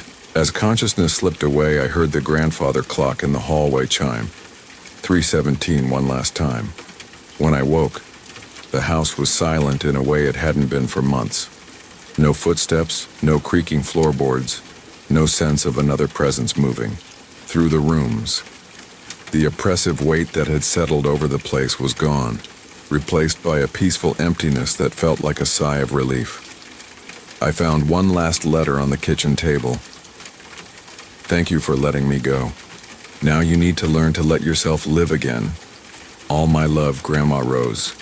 That was 3 years ago. I still live in the house, but I've made it my own now. Removed some of her furniture, rearranged others, added touches that reflect my own life rather than preserving hers. The clocks still chime at odd intervals, but never in unison. They're just clocks now, marking time in the world of the living. But I still don't sleep properly. Not because I'm afraid of losing her again. I know she's at peace now. I don't sleep because I've learned something about the thin places between worlds, about what happens when need and grief and love become so tangled that they trap the dead in patterns they can't escape. I stay awake now as a kind of guardian, listening for the sounds that don't belong, watching for the signs that someone else might be holding on too tightly to what should be allowed to rest. Because I've learned that the living can be more frightening than the dead, and our desperate love can become a prison worse than any grave. Sometimes in the dark hours before dawn, I hear them. Other footsteps, other voices, other souls trapped by the fierce refusal of the living to let them go. And I whisper into the darkness, hoping they can hear me. It's okay to let them sleep, it's okay to let them go. Because that's what love really is sometimes, not holding on, but knowing when to open your hands and let what you cherish find its way to peace. The hardest lesson I ever learned is that the dead don't haunt us. We haunt them. 2 horror stories. Story 1, Behind Closed Doors. The apartment building on Maple Street had 64 units, and I'd been the superintendent for 7 years when I first noticed the sounds coming from 4B. It wasn't unusual for tenants to make noise. Thin walls, old plumbing, the general cacophony of people living their lives in close proximity. But this was different. This was the sound of someone who didn't want to be heard. I'd taken the job after my injury ended my construction career. A fall from scaffolding had left me with a permanent limp and chronic pain that made sleep elusive. The superintendent position came with a basement apartment, modest pay, and the kind of solitude that suited my newly diminished circumstances. I'd always been good with my hands, and building maintenance gave me purpose without the physical demands that had become impossible. The residents of 4B were a couple in their 30s, David and Sarah Chen. They'd moved in 18 months earlier, quiet and polite, always paid rent on time. David worked in accounting downtown. Sarah was a graphic designer who freelanced from home. They seemed ordinary in every way. The kind of neighbors you'd barely notice if not for the fact that I kept track of everyone in the building. The first time I heard it, I was replacing a light fixture in the fourth-floor hallway. It was a Tuesday afternoon around 2 o'clock when most people were at work. The sound came through the door of 4B, a rhythmic thumping, like someone moving furniture. Nothing unusual about that, except for the desperate quality of it, as if whoever was making the noise was in a hurry. Then I heard the crying. It was muffled, barely audible through the door, but unmistakably human, a woman's voice, sobbing with the kind of exhaustion that spoke of hours or days of tears. I stood perfectly still, my hand frozen on the light fixture, listening. The thumping stopped. The crying continued for another minute, then faded to silence. Knocked on the door. "Everything okay in there, Mrs. Chen?" No response. I waited, then knocked again, harder this time. "Mrs. Chen? It's Jim from maintenance. I heard..." The door opened just wide enough for Sarah to peer out. Her face was pale, her eyes red-rimmed and puffy. She'd obviously been crying, but she forced a smile that didn't reach her eyes. "Oh, hi, Jim. Sorry, I was just moving some things around, working on a project." Behind her, I could see into the apartment. The living room looked normal, furniture in place, no signs of disturbance. But there was something in her posture, the way she held the door, that suggested she was blocking my view of something. "You sure you're okay? I thought I heard..." "I'm fine," she said quickly. "Just having a rough day, you know how it is."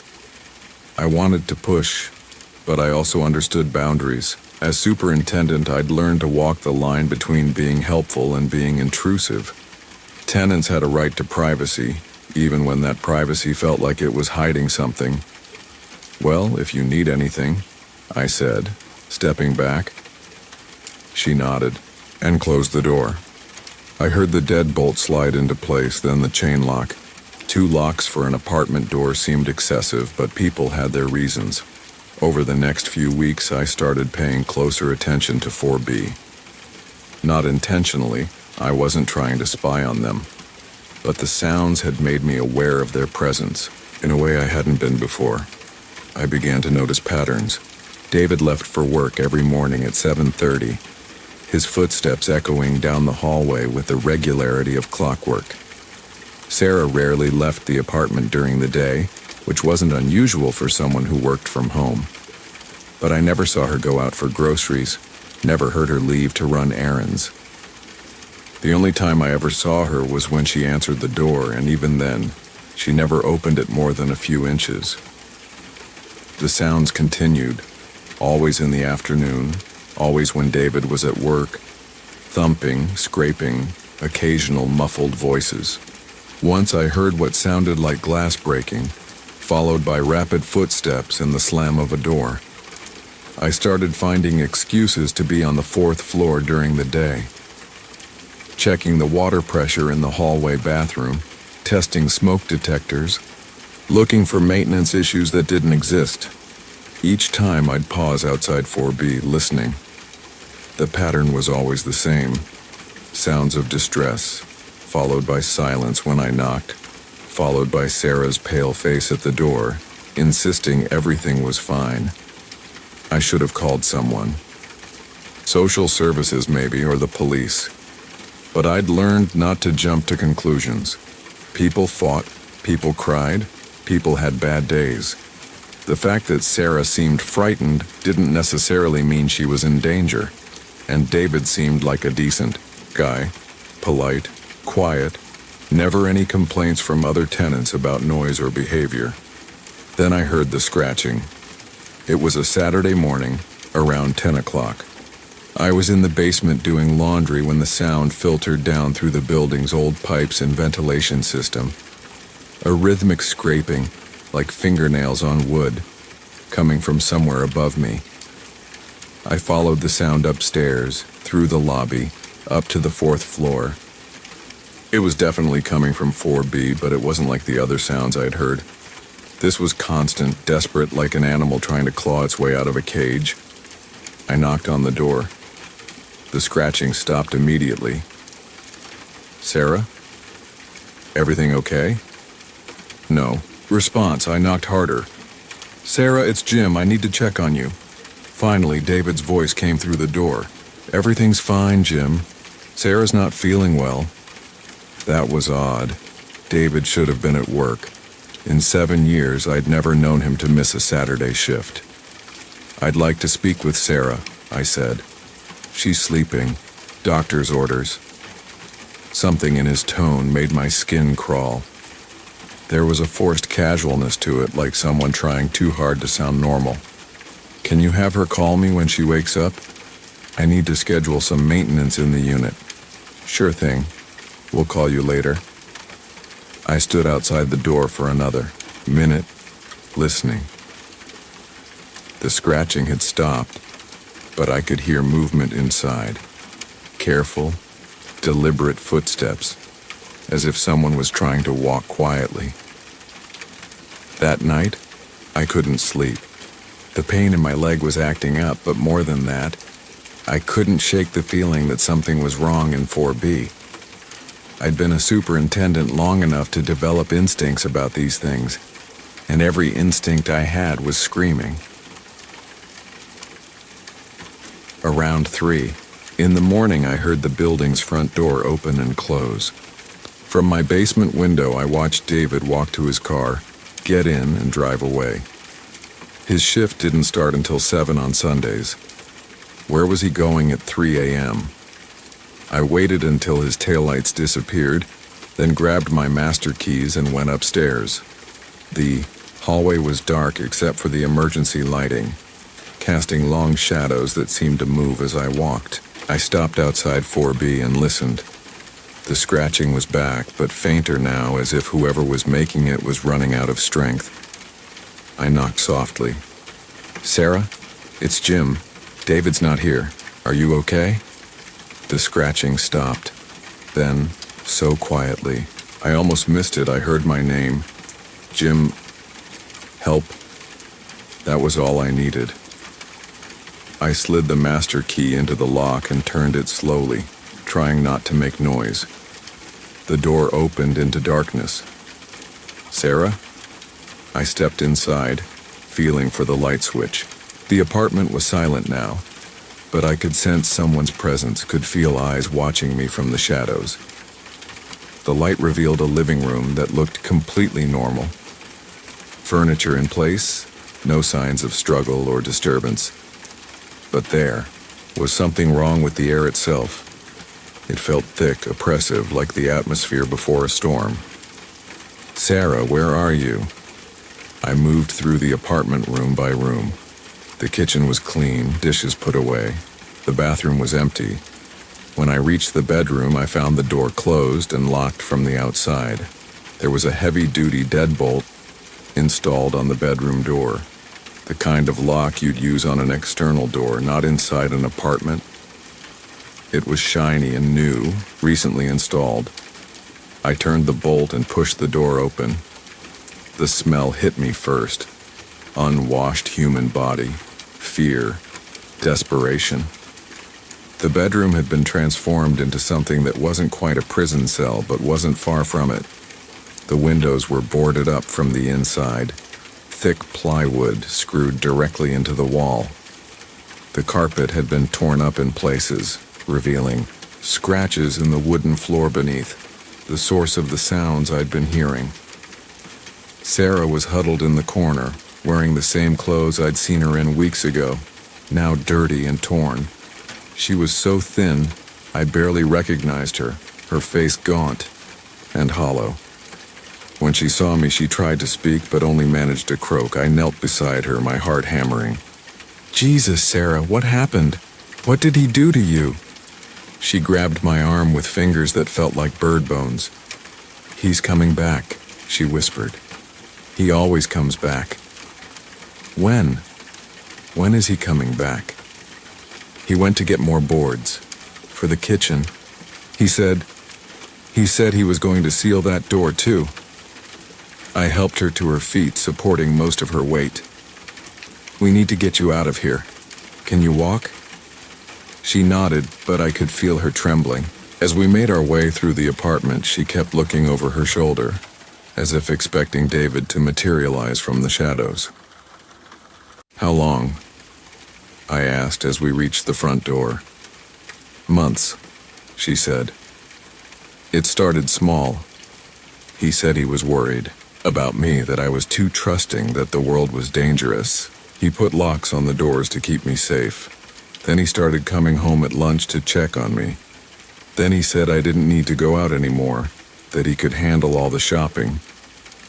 We were in the hallway now, moving toward the stairs.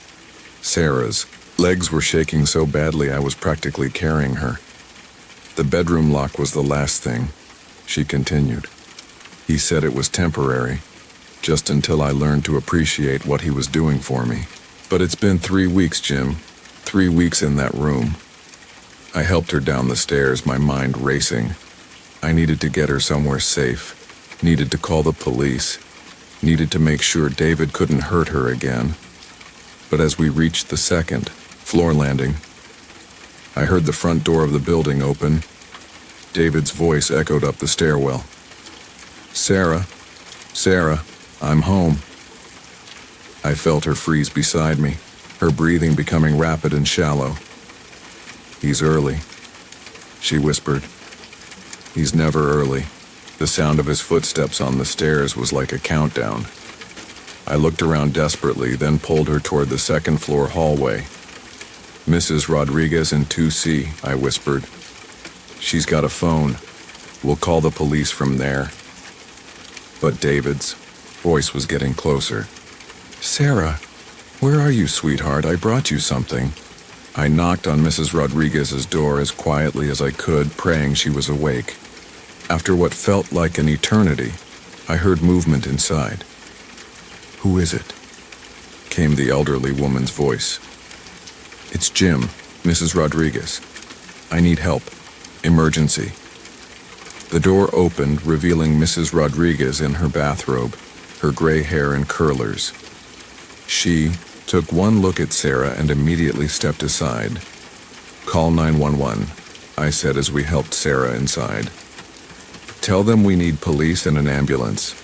Mrs. Rodriguez grabbed her phone without question. While she talked to the dispatcher, I locked the door and moved to the window, looking down at the street. David's car was parked at the curb, but he wasn't in it. He was inside the building, probably realizing by now that the bedroom door was open, that Sarah was gone. A few minutes later, I heard him pounding on doors, starting on the 4th floor and working his way down. Sarah, he called, his voice echoing through the building. Sarah, come back. You don't understand. It's dangerous out there. The pounding got closer. 3rd floor, 2nd floor. Then he was outside Mrs. Rodriguez's door. I know you're in there. Sarah, he said, his voice different now. Cold, controlled. You're making a mistake. You need me. You can't survive without me. Mrs. Rodriguez was still on the phone with 911, but I could see the fear in her eyes. Sarah had collapsed into a chair, rocking back and forth, her hands pressed over her ears. Sarah, David continued, I'm going to count to 10. If you don't come out, I'm going to have to come in and get you. You know I can do that. You know I have keys to every door in this building. He was right. As superintendent, I had master keys to every unit, but I'd never given them to David, never even mentioned them. How did he know? 1, 2, 3. I heard him try the door handle. When it didn't turn, there was a moment of silence. 4, 5, 6. The sound of metal scraping against metal. He was picking the lock. 7, 8. I moved to the window again, looking for any sign of police cars. The street was empty except for David's car and a few others parked along the curb. 9. The lock clicked. The door handle turned. 10. David stepped into the apartment, and I got my first good look at him. He was still the same quiet, polite man I'd known for 18 months, but there was something different about his eyes. They were flat, empty, like looking at a photograph of a person rather than the person themselves. "Hello, Sarah," he said gently. "It's time to come home." Sarah shrank back in her chair, whimpering. Mrs. Rodriguez had finished her call and was standing by the kitchen, clutching her phone like a weapon. "The police are coming," I said. David looked at me with those flat, empty eyes. "Are they? That's unfortunate. I really hoped we could work this out quietly." He reached into his jacket and pulled out a knife. Not a kitchen knife, but something designed for utility, for cutting through obstacles. The blade was maybe 6 inches long, sharp, enough to cut through the boards he'd been using to seal Sarah inside their apartment. "She belongs to me," he said, his voice still conversational. "I've invested too much time in her to let her go now. You understand, don't you, Jim? You understand what it means to lose something important?" I did understand. I understood that I was looking at someone who had passed beyond the boundaries of normal human behavior, someone who had convinced himself that love and possession were the same thing. "She's not property," I said. "Isn't she?" David tilted his head. "I feed her, I house her, I protect her from the world. Without me, she'd be lost. She'd make the wrong choices, trust the wrong people. She needs me to keep her safe." The sound of sirens in the distance made him frown. "That's really too bad," he said. "I was hoping we could have more time to discuss this." He moved toward Sarah, but I stepped between them. My leg was screaming with pain, but I held my ground. "Don't," I said. "Jim," he said sadly, "you don't understand what you're interfering with. Sarah and I have something special, something pure. I've worked very hard to protect that. By locking her in a room, by keeping her safe from people like you. People who would fill her head with ideas about independence and freedom. People who would corrupt what we have." The sirens were getting closer. David's composure was starting to crack, his flat eyes showing the first signs of emotion. Frustration, anger, desperation. "Sarah," he said, looking around me. Tell him how much you love me. Tell him how I take care of you." Sarah's voice was barely a whisper. "I want to go home." "You are home," David said, "with me. You're always home with me." "No," she said, louder now. "I want to go home to my sister. I want to go home to my real life." Something flickered across David's face. Pain, maybe, or the kind of rage that comes from having your deepest beliefs challenged. The knife in his hand trembled. "That's not your real life," he said. "Your real life is with me. Everything else is just distraction." The sirens were on the street now, car doors slamming, voices shouting orders. David looked toward the window, then back at Sarah. "If I can't have you," he said, "then no one can." He lunged forward, but the months of keeping Sarah prisoner had made him forget how to deal with resistance. I caught his wrist, twisted it until he dropped the knife, then threw him against the wall. My leg nearly gave out from the effort, but I managed to pin him there until the police arrived. Later, after the paramedics had taken Sarah to the hospital and the police had led David away in handcuffs, I sat in Mrs. Rodriguez's kitchen drinking coffee and trying to process what had happened. "How long do you think it was going on?" she asked. I thought about the timeline, 18 months since they'd moved in, but the sounds had only started recently. "Probably gradual," I said. "Maybe it took him time to work up to the full imprisonment. Maybe he started with emotional manipulation, then social isolation, then physical confinement. And she never called for help? He probably had her convinced that no one would believe her, that no one would help her. People like that, they're good at making their victims feel like they're the problem. Mrs. Rodriguez nodded, but I could see she was struggling with the same question I was. How do you live next to someone for months, hear the sounds of their suffering, and not know what's really happening? The answer, I realized, was that we'd all been trained not to look behind closed doors.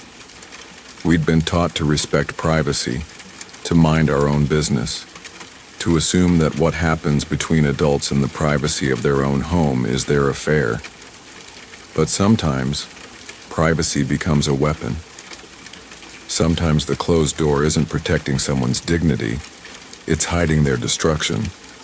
I stayed on as superintendent for another 2 years, but I never stopped hearing the sounds from 4B. Not because they were still there. The apartment was rented to a nice family with twin toddlers who filled it with laughter and normal chaos. I heard them because I'd learned to listen differently, to pay attention to the sounds that don't belong, the silences that last too long, the patterns that suggest someone's world is being carved smaller and smaller until it's barely large enough to contain their fear. Sarah survived. She moved back to her sister's house across the state, started therapy, began the long process of rebuilding her life. I got a card from her 6 months later, thanking me for listening, for caring enough to look behind the door she'd been trapped behind. David was sentenced to 12 years for kidnapping and assault. At his sentencing, he stood up and addressed the court, explaining that he'd only been trying to protect Sarah from a world that would hurt her. He spoke with complete sincerity, genuine confusion about why everyone was treating him like a criminal when all he'd done was love someone. The judge told him that love doesn't require locks. I think about that sometimes when I'm doing my rounds, checking on the building's residents. I think about the difference between care and control, between protection and possession. I think about how easy it is to convince yourself that you're helping someone when you're actually destroying them.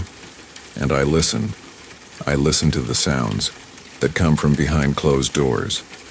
Not because I'm trying to invade anyone's privacy, but because I've learned that sometimes the most dangerous prison is the one built by someone who claims to love you. Sometimes the monster isn't breaking down the door. Sometimes the monster is the one holding the key. Story 2. Time forgot this place. The job listing was too good to be true, which should have been my first warning. Caretaker position, remote property, minimal duties, excellent pay. Prefer someone who values solitude. The address was for a place called Thornfield Manor, about 3 hours north of the city, in an area I'd never heard of despite living in the state my entire life. I was between jobs, between relationships, between everything that had once defined my life. The divorce had been finalized 6 months earlier, taking with it the house, half my savings, and any illusions I'd had about permanent happiness. At 42, I was starting over with nothing but a used Honda and a growing appreciation for the idea of disappearing entirely. The phone interview was brief and strange. The voice on the other end introduced itself as Mr. Blackwood, speaking with the kind of accent that suggested old money and older habits. He asked few questions about my qualifications and seemed more interested in my comfort with isolation and my ability to respect the peculiarities of older properties. Thornfield has been in my family for generations, he explained. It requires a certain understanding. Not everyone is suited to the atmosphere. I should have asked what he meant by that, but I needed the job. The pay was more than I'd made in my previous position, and the idea of spending time alone in a place where no one knew my name or my failures felt like exactly what I needed. The drive north took me through increasingly rural territory, past farms and forests that seemed untouched by the modern world. The last 20 miles were on roads that didn't appear on my GPS, winding through hills covered in pine and oak trees that formed a canopy so thick it blocked most of the afternoon sun. Thornfield Manor sat at the end of a long gravel drive that wound through what had once been landscaped gardens, but now showed signs of benign neglect. The house itself was a massive Victorian structure, all angles and towers and wraparound porches, painted in shades of gray and white that made it look like something from a photograph taken decades ago. Mr. Blackwood was waiting on the front porch, a tall, thin man in his 70s, wearing a suit that looked expensive but dated, as if it had been tailored sometime in the 1980s and carefully maintained ever since. His handshake was firm, his smile polite but distant. "Welcome to Thornfield," he said, leading me up the steps. "I trust the drive wasn't too difficult?" "It was fine," I said, though I was privately wondering how deliveries were made to such a remote location. "Beautiful property. It's been in the family since 1887, he said with obvious pride. "My great-grandfather built it as a summer retreat, but it became the primary residence after the war. The first war, that is. The interior was even more impressive than the exterior. High ceilings, ornate woodwork, furniture that looked like museum pieces. But there was something off about it all, something I couldn't quite identify. The proportions seemed wrong somehow, as if the rooms were designed for people who were larger or smaller than average humans. Your duties will be quite simple," Mr. Blackwood explained as he led me through the house. "Basic maintenance, groundskeeping, ensuring the property remains secure. There are no other residents. I live in the city now and only visit occasionally. You'll have the run of the place." He showed me to the caretaker's quarters, a comfortable suite of rooms on the second floor with its own bathroom and small kitchen. The windows looked out over the gardens and the forest beyond, a view that should have been peaceful but somehow felt watched. "One thing," he said as he prepared to leave. "The house has some quirks. Old buildings often do. You may hear sounds at night, settling, pipes, that sort of thing. And some of the clocks don't keep proper time. They're antiques, you understand. Temperamental." I nodded, though I noticed he was looking at me intently, as if gauging my reaction to something more significant than old plumbing. "There's a room on the third floor," he continued. "Northwest corner. It's locked, and I'd prefer it stay that way. The key is with my lawyers in the city. If you ever need access for emergency repairs, you can contact them, but otherwise, no problem," I said. He seemed satisfied with that. "Excellent. I'll be in touch periodically to check on things. The phone works, though service can be spotty. There's a landline in the study if you need to make calls." After he left, I spent the rest of the day exploring the house and getting my bearings. Thornfield was larger than it appeared from outside, with rooms that seemed to go on forever, hallways that curved in unexpected directions, and staircases that led to floors I hadn't realized existed. The locked room on the third floor was easy to find, a heavy wooden door with an old-fashioned deadbolt set into the wall in a way that suggested it had been there from the beginning. I pressed my ear against it, hearing nothing but the kind of silence that feels heavy, as if it's holding something back. That first night, I cooked dinner in my small kitchen and tried to settle into the rhythm of the place. The house was old and full of the sounds Mr. Blackwood had mentioned: creaking floorboards, settling timbers, the distant whisper of wind through gaps in the walls. But there was something else, something that made me constantly feel like I was on the verge of hearing something important. I went to bed around 11 and woke at what I thought was dawn, but when I checked the clock, it was only 2:30 a.m. The light coming through my windows had the quality of early morning, but that was impossible. I looked outside and saw what appeared to be sunrise painting the sky in shades of pink and gold. But as I watched, the light faded back to darkness, as if someone had slowly turned down a dimmer switch. Within minutes, it was full night again, complete with stars and a crescent moon. I stood at the window for a long time trying to make sense of what I'd seen. Maybe it was some kind of atmospheric phenomenon, light reflecting off clouds or something. Or maybe I was more tired than I'd realized. Maybe I'd been dreaming. The next morning, real morning with proper sunrise and the sound of birds, I went downstairs to begin my caretaker duties. The house looked different in daylight, less imposing but somehow more mysterious. Dust motes danced in the sunbeams that streamed through the tall windows, and everywhere I looked I saw details I'd missed the night before. The clocks were the first thing I noticed. There were dozens of them scattered throughout the house, grandfather clocks, mantel clocks, wall clocks, even some I couldn't identify, and none of them showed the same time.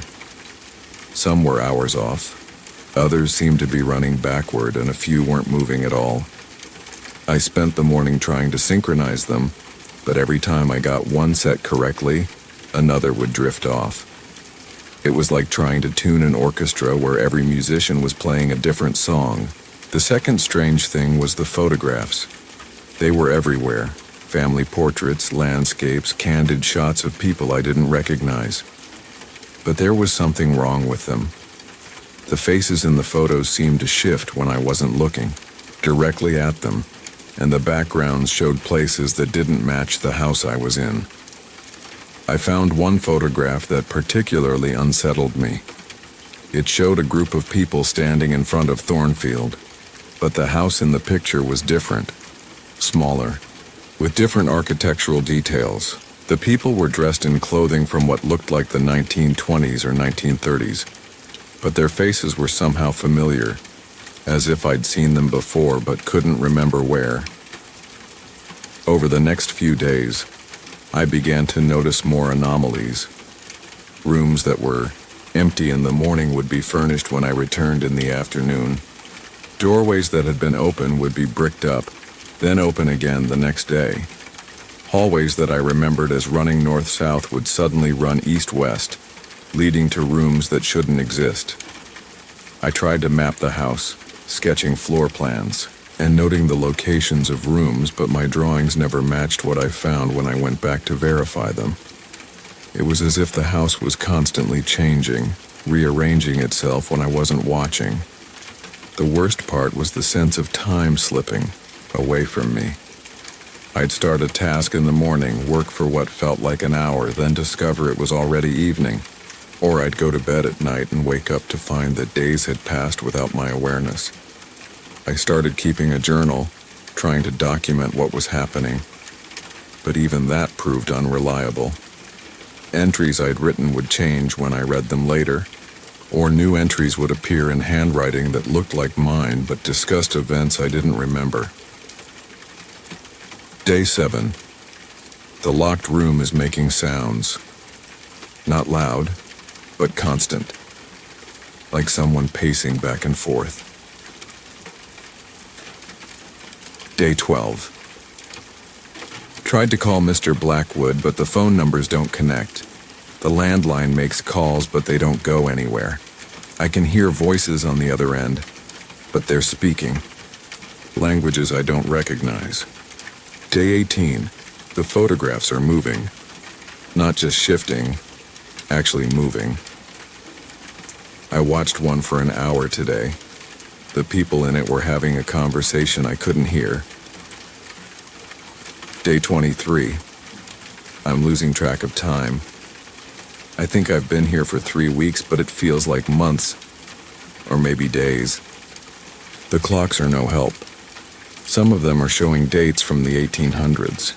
The journal entries became increasingly erratic, describing things I didn't remember writing about. According to the journal, I'd been having conversations with residents of the house, people I'd never met but who seemed to know me. I'd been attending dinner parties in rooms that didn't exist, sleeping in beds that weren't there when I woke. The breaking point came when I found an entry describing my own death. Day 47. Watch the new caretaker arrive today.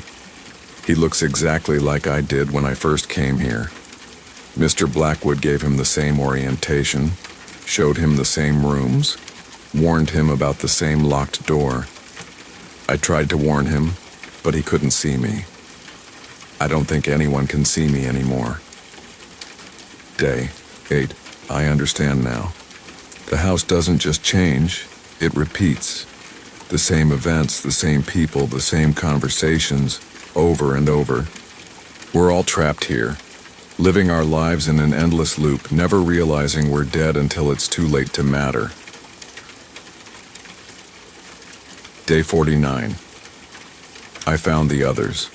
They're in the locked room. All the previous caretakers, all the family members who never left, all the visitors who came for a few days and stayed forever. We're all here, living our deaths, maintaining a house that exists outside of time.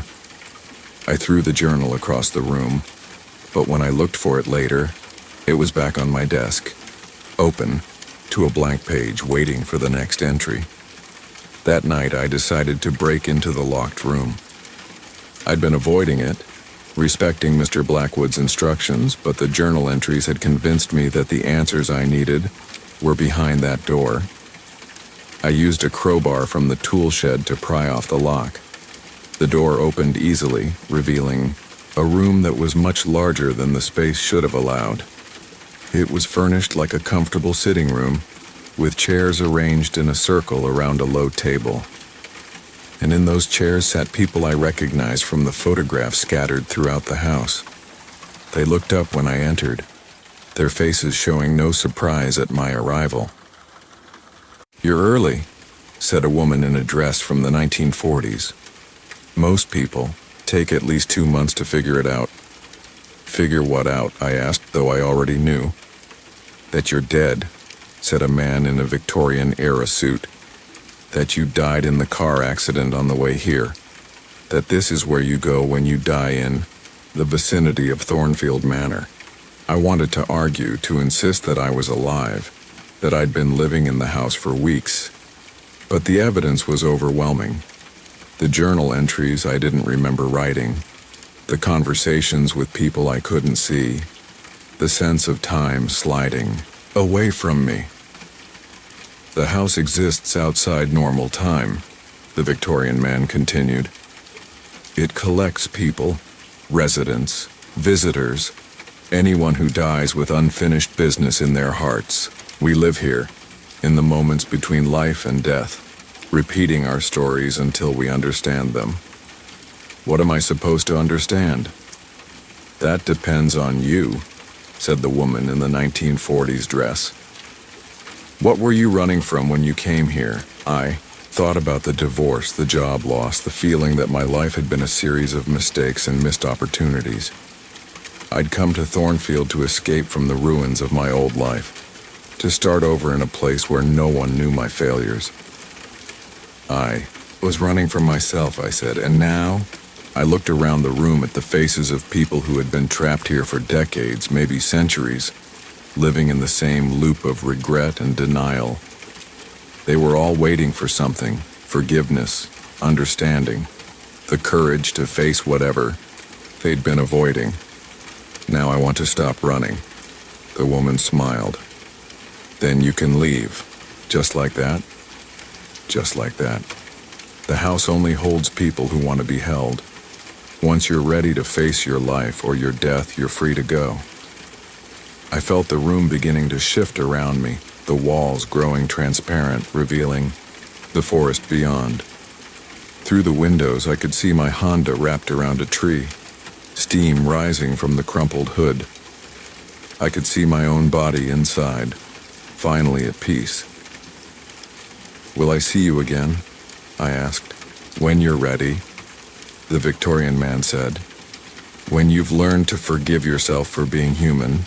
The room faded, and I found myself standing in a place that wasn't quite light and wasn't quite dark, but was somehow both. I could feel the pull of whatever comes next, the gentle current that carries souls to their final rest. But I also felt something else, a choice. I could go forward into the unknown, or I could go back, return to the world of the living. Use what I'd learned to help others who were lost in their own prisons of regret and fear. I chose to go back. I woke up in a hospital bed, tubes running. Into my arms, machines beeping softly around me. The doctor said I'd been in a coma for 3 weeks, that they'd feared I wouldn't. Someone's in the mirror. The bathroom mirror in my new apartment had a crack running down the left side. A thin, almost invisible line that caught the light just wrong sometimes.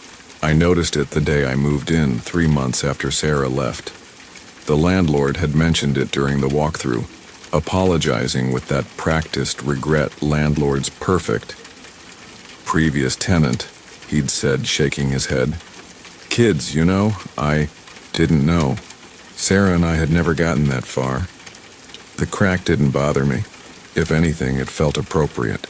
A visible flaw in a space that was supposed to be my fresh start.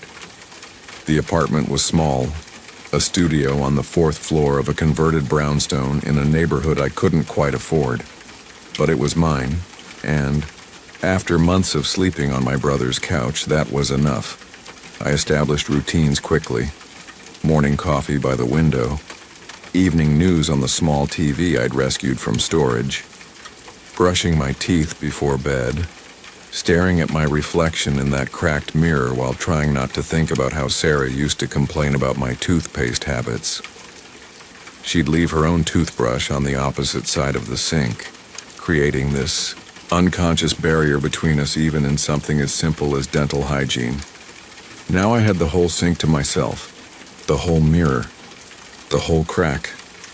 It was during my 2nd week that I first noticed the movement. I was brushing my teeth, half awake in that morning stupor, when something shifted in my peripheral vision. Just a flicker, like a shadow passing, behind me. I turned, but the bathroom was empty. The shower curtain hung still. The door to the main room stood open, revealing nothing but my unmade bed and the pile of clothes I'd been meaning to put away.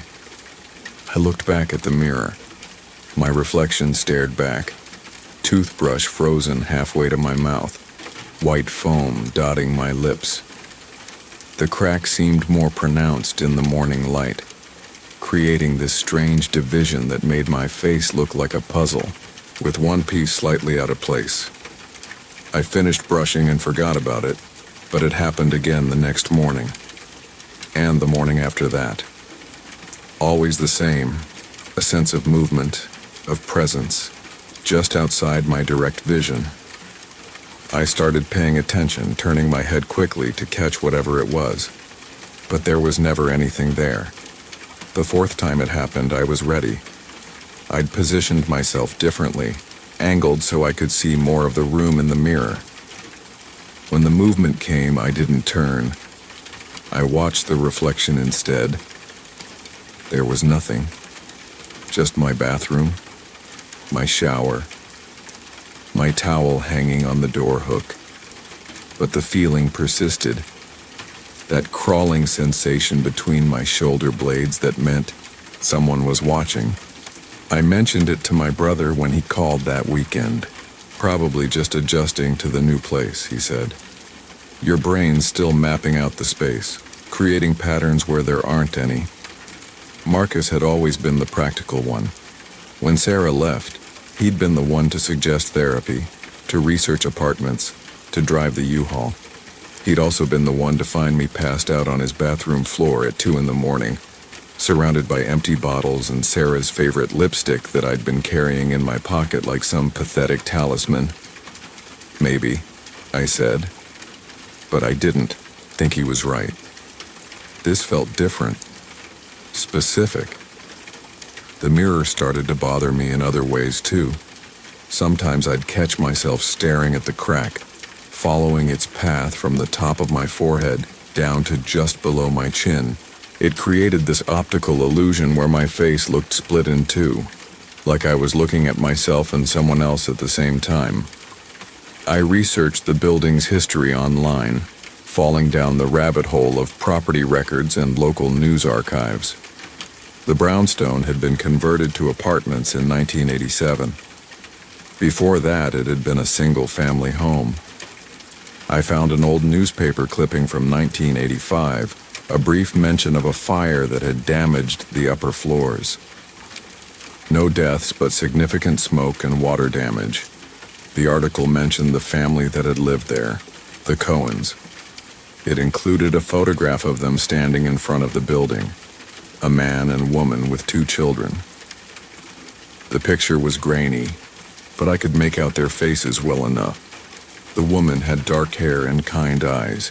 She was holding the hand of a little girl, maybe 6 or 7 years old. I stared at that photograph for a long time, trying to figure out why it bothered me. There was something familiar about the woman's face, something that made my chest tighten, with recognition I couldn't place. That night I dreamed about the mirror. In the dream I was brushing my teeth, but my reflection was doing something different.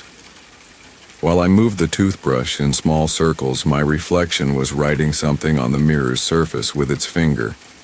The letters appeared backwards, of course, but I could read them. Help me. I woke up with my heart pounding, the taste of toothpaste somehow lingering in my mouth even though I hadn't brushed my teeth since the evening before. The next morning, I almost didn't go into the bathroom. I sat on the edge of my bed for 10 minutes, staring at the doorway, trying to convince myself that dreams were just dreams and mirrors were just mirrors. But I could feel the need to check, to look, pulling at me like gravity. When I finally stood in front of the mirror, everything looked normal. My reflection brushed its teeth when I brushed mine. The crack ran down the left side exactly where it always had. There were no mysterious messages written on the glass, but as I was rinsing my mouth, I noticed something else. A smudge on the mirror, right where the crack intersected with what would be my face's reflection. It was small, barely visible, but it looked like a fingerprint. I touched my own face, lining up my finger with the smudge.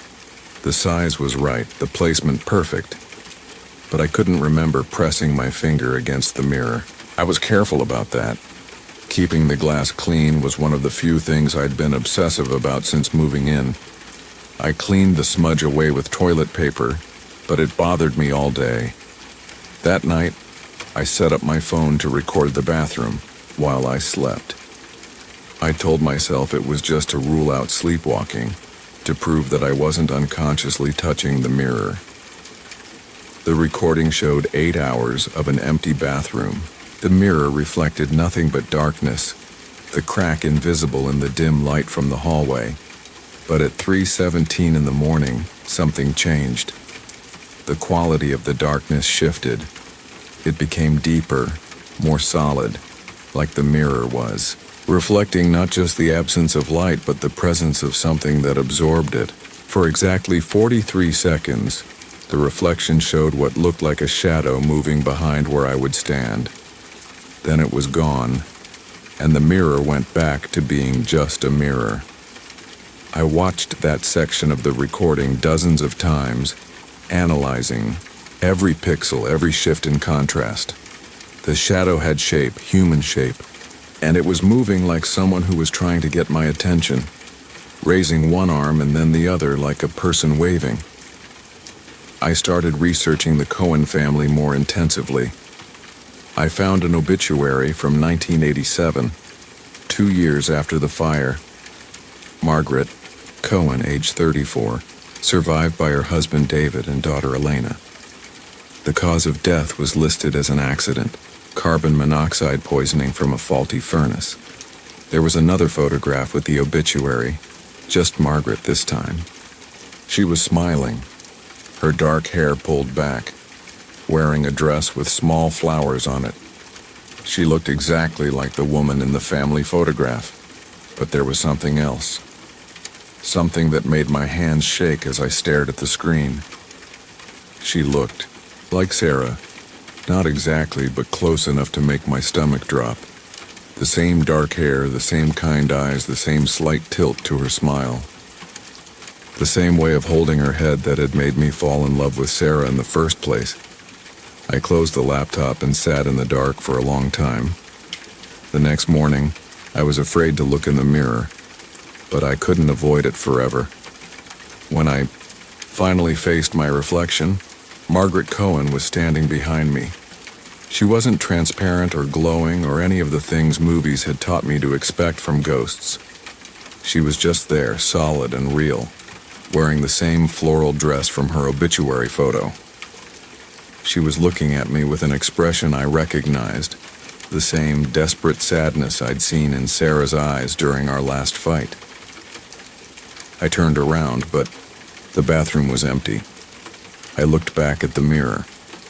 Margaret was still there, but now she was shaking her head, mouthing words I couldn't hear.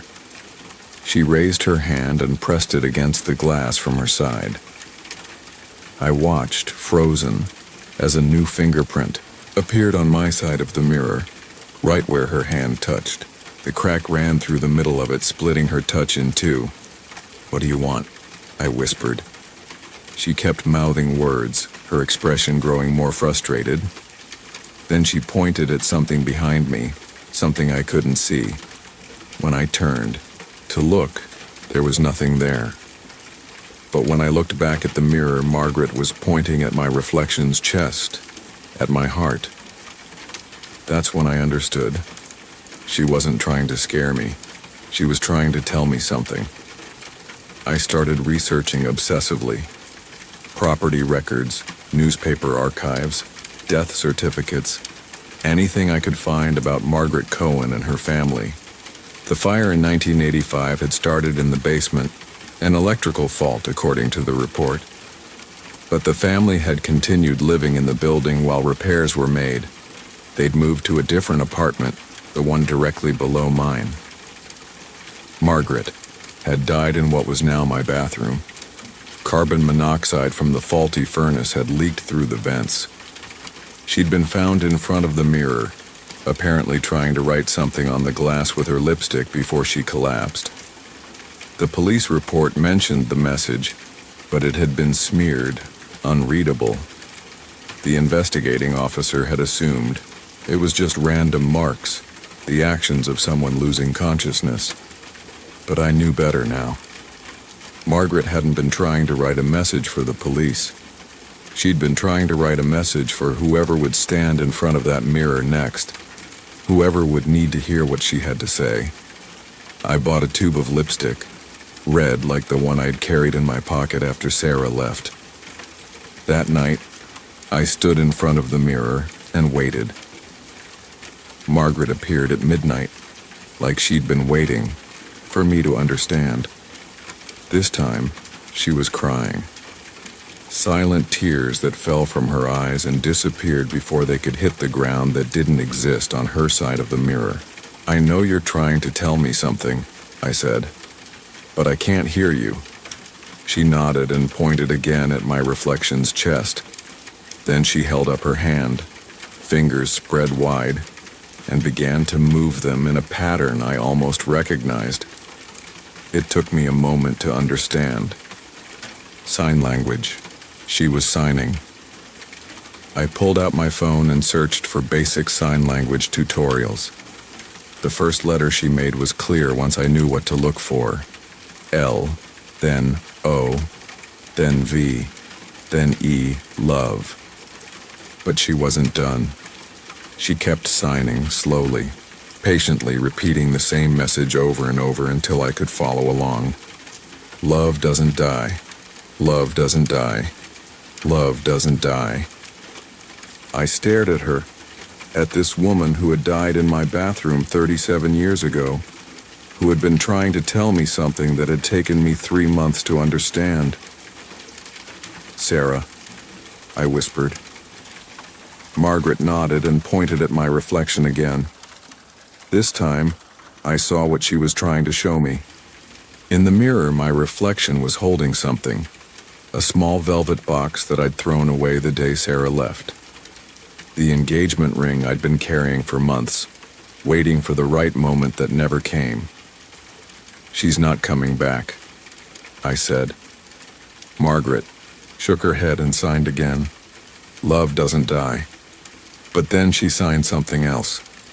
"Let go." I understood then. Margaret had been trapped here, in this space between life and reflection, because she'd been holding on to something she couldn't release. The message she'd tried to write on the mirror as she died, it hadn't been for the police. It had been for David, for Elena, for anyone who would understand that love doesn't end just because life does. But she'd been holding on to it too tightly, refusing to let go, turning her love into a weight that kept her bound to this place. I looked at my reflection holding that ring I'd thrown away, and I understood what she was trying to tell me. Love doesn't die, but sometimes you have to let it go anyway. Sometimes holding on too tightly turns love into something else. Obsession, regret, a haunting that keeps you from moving forward. "I miss her," I said. Margaret nodded and touched the mirror again. This time, when her fingerprint appeared on my side, I pressed my finger against it, matching her touch. The crack ran between us, but for a moment it didn't matter. For a moment we were connected across the space between life and reflection, between holding on and letting go. "Thank you," I whispered. Margaret smiled, the first time I'd seen her smile, and stepped back from the mirror. She signed one more word, "peace." Then she was gone. I stood in the bathroom for a long time, staring at my reflection in the cracked mirror. I looked different somehow, like a weight I'd been carrying had finally been lifted. The crack was still there, splitting my face in two, but it didn't bother me anymore.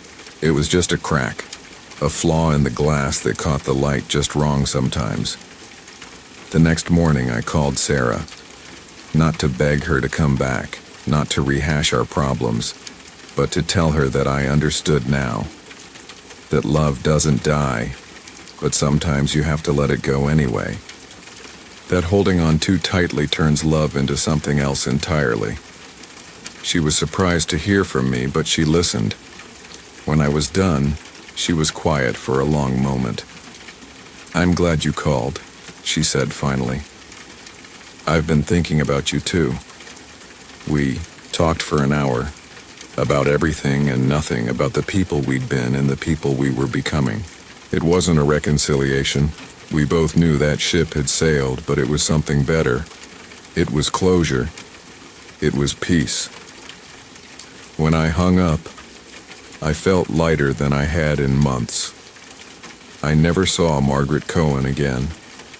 But sometimes when I'm brushing my teeth in the morning, I catch a glimpse of movement in my peripheral vision. Not threatening, not desperate, just there, like someone checking in, making sure I'm okay. The crack in the mirror is still there, running down the left side like a scar, but I don't mind it anymore. If anything, it's become a reminder that things can be broken and still be beautiful, that flaws don't have to be fixed to be accepted. Love doesn't die, but sometimes you have to let it go anyway, and sometimes that's the most loving thing you can do. The rules don't die. The first rule was simple. Don't go into the basement after dark. I learned this on my third day at Millbrook Elementary, during my orientation as the new night custodian. Mr. Henley, the man I was replacing, had been doing the job for 23 years. He was retiring, he said, because his back couldn't handle the mopping anymore. But there was something in his eyes when he handed me the keys that suggested it wasn't just his back that was giving out. "Simple job," he said, walking me through the hallways that echoed differently in the evening light. "Empty the trash, sweep the classrooms, mop the floors, lock up when you're done." He stopped at the basement door, a heavy wooden thing that looked out of place among the modern fixtures. There was a sign on it, "Authorized personnel only," but someone had added to it in red ink, especially at night. Who added that? I asked. Mr. Henley's hand tightened on the doorknob. Someone who learned the hard way. Rule number 1, don't go into the basement after dark, no matter what you hear down there. What would I hear? He looked at me for a long moment, and I could see him weighing his words. Kids playing, he said, finally. Just kids playing. I wanted to ask more, but he was already moving on, showing me where the cleaning supplies were kept, explaining the schedule for the floor buffer. Normal things, custodial things, but I couldn't shake the feeling that there was more to that basement rule than he was telling me. The second rule came a week later. I was working late, finishing up the 3rd grade hallway, when I heard music coming from one of the classrooms. It was faint, the kind of thing you might miss if you weren't paying attention. A children's song, something about wheels on a bus, played on what sounded like an old record player. I followed the sound to Mrs. Patterson's classroom. The door was closed, but I could see light seeping out from underneath. I tried the handle, but it was locked. Hello? I called. Is someone in there? The music stopped. I waited, but there was no response. I knocked on the door, then tried the handle again. Still locked. I had master keys, of course, but something about the silence on the other side of the door made me hesitate. The next morning, I mentioned it to Mrs. Patterson when she arrived for work. That's odd, she said, unlocking her classroom door. I don't have a record player. I looked inside. The room was exactly as I'd left it the night before. Desks in neat rows, whiteboard clean, no sign of any music equipment. Maybe it was coming from somewhere else, I suggested. Mrs. Patterson smiled, but it didn't reach her eyes. Maybe. But if you hear it again, don't try to get in. That's rule number 2. Who told you about rule number 2? Mr. Henley. He said his predecessor told him, and so on. The rules get passed down.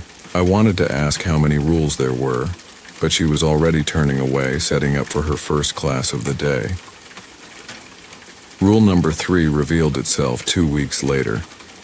I was in the gymnasium, sweeping under the bleachers, when I heard the bounce of a basketball. The sound was coming from the court behind me, but when I turned, the gym was empty. The ball was sitting in its rack with all the others, completely still. But the bouncing continued.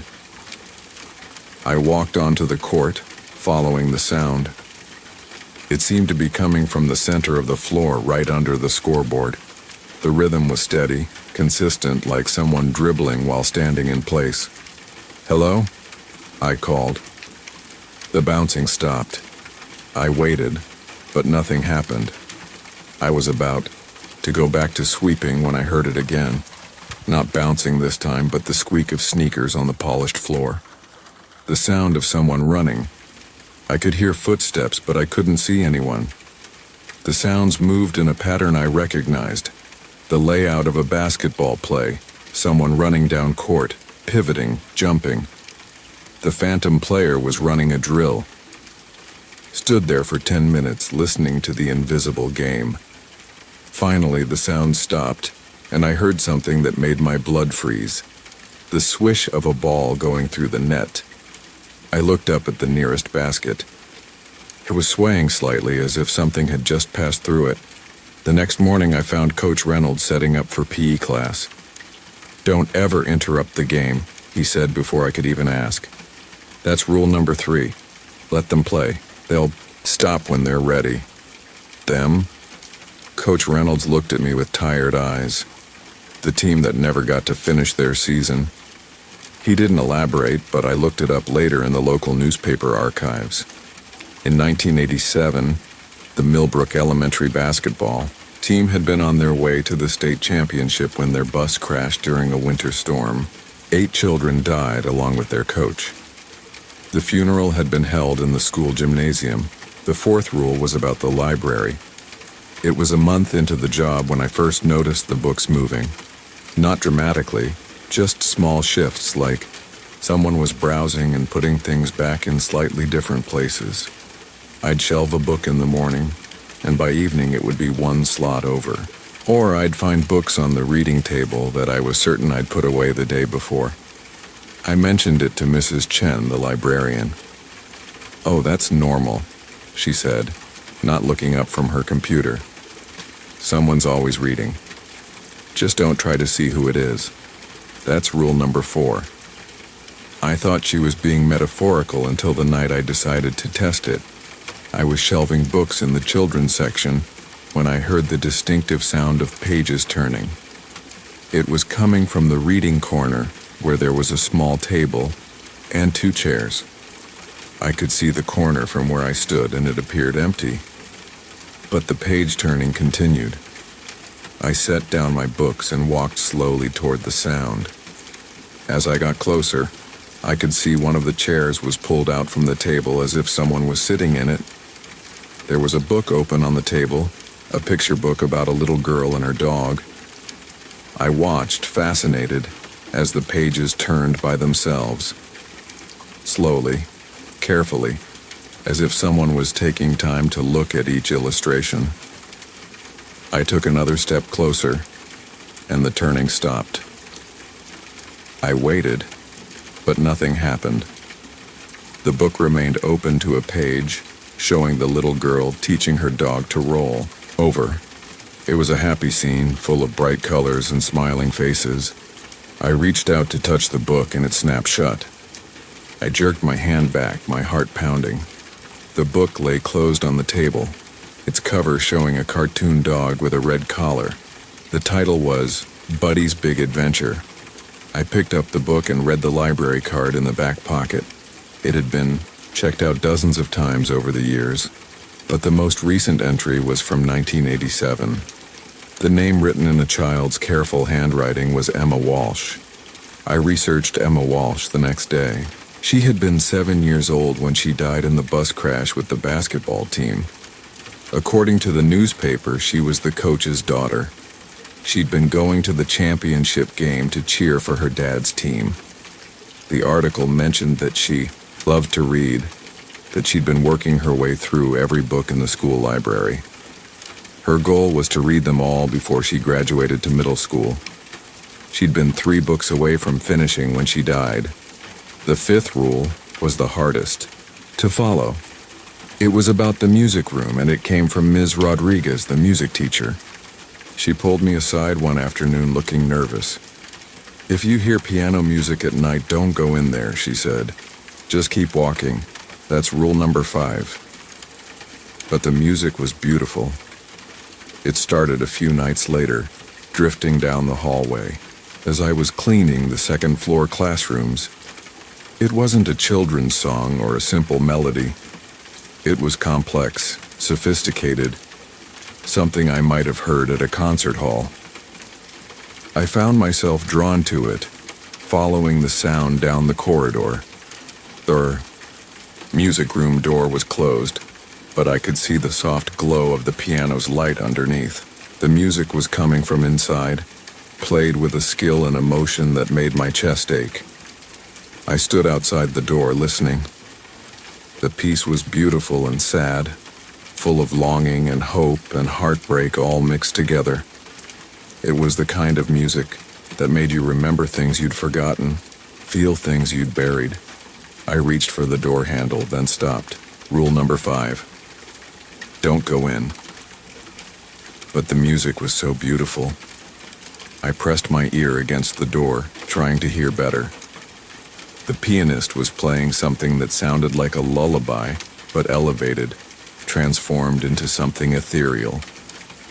I could hear the pedals being used, the subtle changes in dynamics that only came from years of training. I couldn't help myself. I cracked the door open, just enough to see inside. The piano bench was empty, but the keys were moving.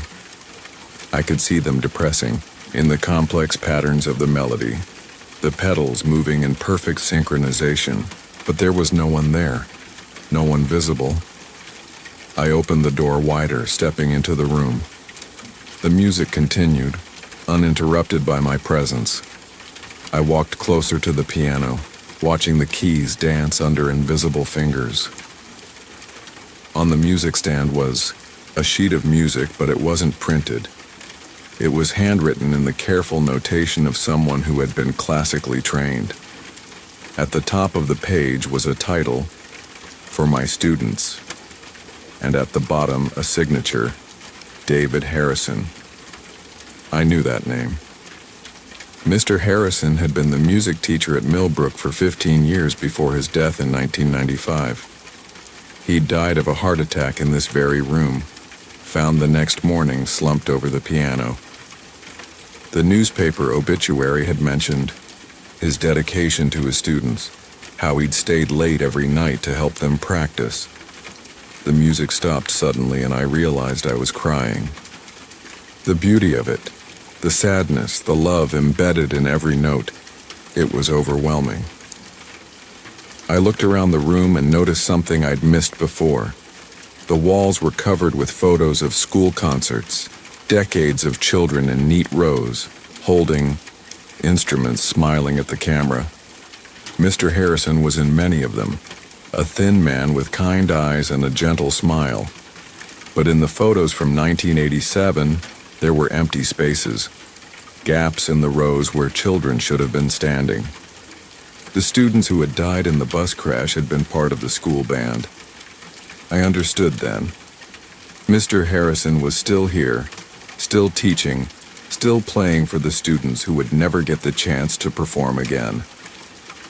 I backed out of the room, quietly, closing the door behind me. The music resumed as soon as I was gone, softer now, like a lullaby meant for sleeping children. The sixth rule was about the cafeteria. Mrs. Goldman, the head cook, told me about it during lunch prep one morning. She was a large woman with a warm smile and eyes that had seen too much.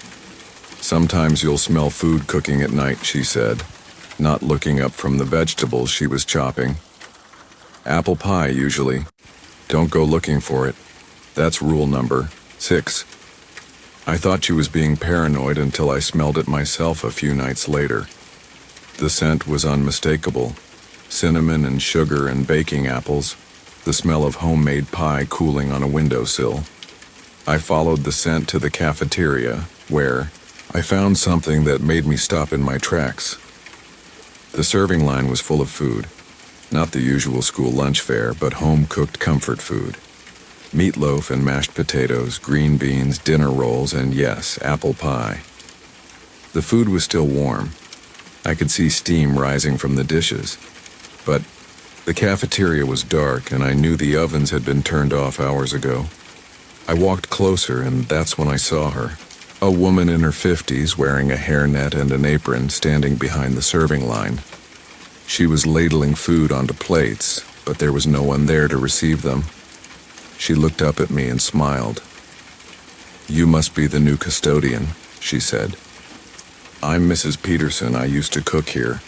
I knew Mrs. Peterson's story. She'd worked in the cafeteria for 30 years before dying of cancer in 1998. The students had loved her because she always made sure the hungry ones got extra food, and she baked special treats for birthdays and holidays. "I made too much," she said, gesturing to the spread of food. "Would you like some?" I wanted to say yes. The food smelled incredible, and I was hungry. But I remembered rule number 6. "I can't," I said. "I'm sorry." She nodded, understanding. "That's okay, dear. It's not really for you anyway." That's when I noticed them. The faint outlines of children sitting at the tables. 8 small figures barely visible, but there. They were eating Mrs. Peterson's food, talking quietly among themselves. "They come by every night," Mrs. Peterson explained. "They're always hungry after practice. Growing boys and girls, you know." I watched the ghostly children eating their ghostly meal, and I felt a profound sadness. They were stuck here, all of them, bound to this place by love and loss, and unfinished business. How long have you been feeding them? I asked. Since they arrived, she said. A child should never go hungry. That's the most important rule of all. The seventh rule was about the principal's office. Mr. Garrett, the current principal, was a young man who'd taken the job only 2 years ago. He was still trying to figure out how to handle the school's unique situation. Don't answer the phone in my office after hours, he told me. That's rule number 7, no matter how many times it rings. But curiosity got the better of me. It was a Friday night and I was finishing up the administrative hallway when I heard the phone ringing in the principal's office. It rang and rang, that insistent sound that demanded attention. I tried to ignore it, but it kept ringing. Finally, I went to the office and looked at the phone. The caller ID showed only a number, 1987. I picked up the receiver. Hello? I said. Is this Millbrook Elementary? The voice was that of a middle-aged woman strained with worry. Yes, but thank God. I've been trying to reach someone all night. My daughter Emma is supposed to be on the bus coming back from the basketball game, but it's so late. Have you heard anything? My blood went cold. Ma'am, what year do you think this is? What kind of question is that? It's 1987, March 15th. The bus left this morning for the championship game, and they should have been back hours ago. I closed my eyes, understanding. Ma'am, I'm so sorry, but please, she interrupted. I just need to know if Emma is okay. She's only 7, and she gets scared when it's dark. Is she there? Can you check? I looked around the principal's office at the modern computer, the updated calendar on the wall, the photographs of recent graduating classes, everything that proved it was no longer 1987. She's okay, I said finally. Emma is okay. She's with her friends. Really? Oh, thank God. Can I speak to her? She's sleeping right now. She had a big day. Of course. Will you tell her that Mommy loves her and that I'll pick her up first thing in the morning? I'll tell her. I promised. Thank you so much. You don't know how worried I've been. The line went dead. I sat in the principal's office for a long time, holding the phone. Then I walked to the library where I found Emma in her usual spot reading her book. She looked up at me with those ghostly eyes that held too much sadness for a 7-year-old. Your mom called, I said. She wanted me to tell you that she loves you. Emma smiled, the first real smile I'd seen from any of the children. I know, she said. She calls every night. That's when I understood the true weight of what I'd taken on. This wasn't just a job, it was a responsibility. These children, these adults, they weren't just ghosts haunting a building.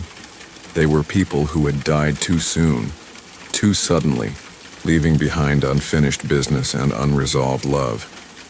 And somehow the school had become a place where that unfinished business could continue. Where Emma could finish reading every book, where the basketball team could keep practicing, where Mr. Harrison could keep teaching, where Mrs. Peterson could keep feeding hungry children. The rules weren't just about avoiding supernatural encounters, they were about respect. About allowing the dead to find peace in their own way, in their own time. I've been the night custodian at Millbrook Elementary for 3 years now. I've learned all the rules, and I follow them religiously. But I've also learned something else. The rules don't die because the love behind them doesn't die. Emma finished reading every book in the library last month. She came to say goodbye, thanking me for letting her finish what she'd started. I haven't seen her since, and I think that means she's found her peace. The basketball team still practices sometimes, but less frequently. Coach Reynolds tells me they're learning that some games don't need to be won, they just need to be played. Mr. Harrison still plays piano in the music room, But his songs are changing. They're becoming lighter, more hopeful, less like lullabies for the dead and more like celebrations of life. Mrs. Peterson still cooks for the children who remain, but her portions are getting smaller. The table in the cafeteria has fewer occupied seats each month, and Emma's mother still calls sometimes, but the calls are getting shorter. I think she's starting to understand that her daughter is okay, that she's exactly where she needs to be. Thika, rules don't die because love doesn't die. But sometimes when the love finds its proper place, when the unfinished business is finally resolved, the rules can rest. I'm still here, still following the rules, still taking care of the children and adults who need to finish what they started. It's not the job I thought I was taking, but it's the job I was meant to do. And when my time comes, when I pass the keys to the next custodian, I'll make sure they understand. The rules don't die because the love behind them doesn't die. But love eventually finds its way home. Her signature still appears. The first time I saw my wife's signature after she died, I thought I was losing my mind.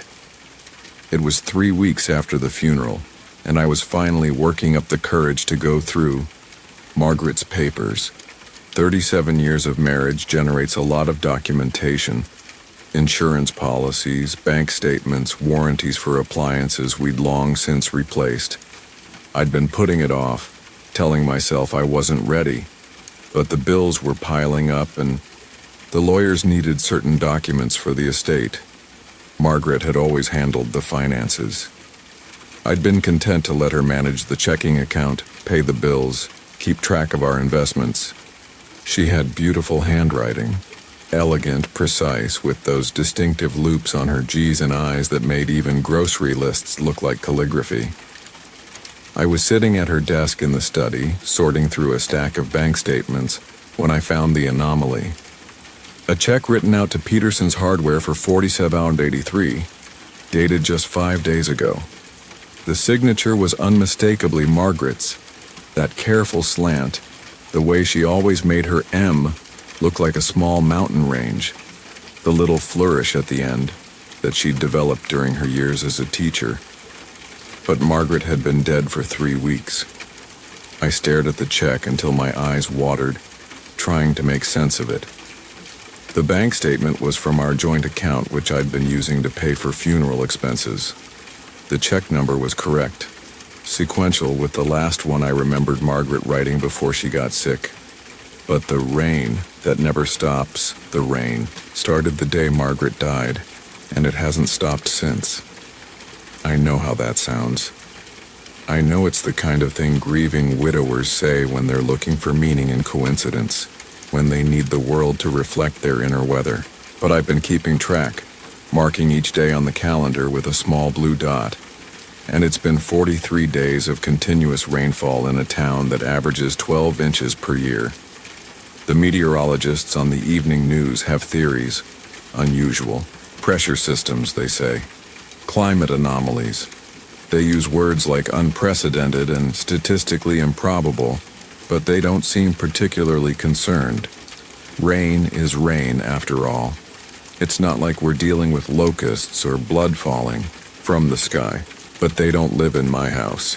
They don't hear what I hear when the rain hits the windows at 3 in the morning. Not the random patter of water drops, but something that sounds almost like Morse code. Long drops and short drops. Patterns that repeat with the persistence of someone trying to communicate. Margaret had been fascinated by Morse code during her last months. It was one of those random obsessions that sometimes grip people facing mortality. The need to learn something new, to master a skill that connects them to a larger history. She'd bought books, downloaded apps, practiced tapping out messages on the kitchen table while her coffee grew cold. It's like a secret language, she'd said, her fingers dancing across the wood in rapid staccato, hidden in plain sight. I'd found it charming at first, then mildly irritating as her condition worsened and she spent hours tapping instead of resting. Now, listening to the rain against the bedroom window at 2:17 a.m. I wished I'd paid more attention to what she was trying to tell me. The rain had patterns. I started to notice it during the second week when I was sitting in the kitchen where Margaret used to practice. The droplets on the window weren't random. They came in clusters, groupings that seemed intentional. 3 quick drops, pause, 1 long streak, pause, 2 more quick drops. I pulled out my phone and searched for a Morse code translator. 3 dots, 1 dash, 2 dots, STO, stop. I stared at the window, waiting for more, but the pattern shifted back to regular rainfall. Random drops with no discernible message. I told myself I was seeing things, that grief was making me find meaning where none existed. But it happened again the next night, and the night after that. Always between 2 and 3 a.m., always the same message, STO. Not quite stop, but close enough to make my hands shake as I typed the letters into the translator. On the 4th night, the message was longer. 3 dots, 1 dash, 2 dots, pause, 1 dash, 3 dots, 3 dots, 3 dots, STO, LOOP, stop, loop. I sat in the kitchen until dawn, watching rain streak down the window in patterns that spelled out words I didn't want to understand. By morning, it had returned to ordinary rainfall, but I knew I hadn't imagined it. Margaret was trying to tell me something. I started researching immediately. Stop loop could mean anything. A programming term, a reference to some kind of cycle, a message about the rain itself. I combed through Margaret's things looking for clues. Her books on Morse code, her notebooks filled with practice sessions, her tablet with the apps she'd downloaded. In her nightstand drawer, I found a journal I'd never seen before. The cover was plain black leather, unmarked, and when I opened it, I discovered pages filled with her careful handwriting. Not the elegant script I knew from grocery lists and birthday cards, but something more urgent, more desperate. The entry started 6 months before she died. March 15th. The dreams are getting stronger, always the same one. I'm standing in the kitchen, and it's raining outside, but the rain is going upward instead of down. Robert is there, but he can't see me. He's looking for something, searching through drawers and cabinets, but he won't look up. I try to speak, but no sound comes out. March 18th. Had the dream again. This time I understood something. The rain isn't going up, time is going backward. I'm watching Robert from after I'm gone, but the moment is stuck somehow. He keeps searching for the same thing over and over. March 22nd. I think I understand now.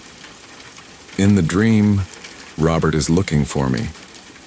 Not my body, not my things, but me. He's trapped in some kind of loop, reliving the same day or the same moment.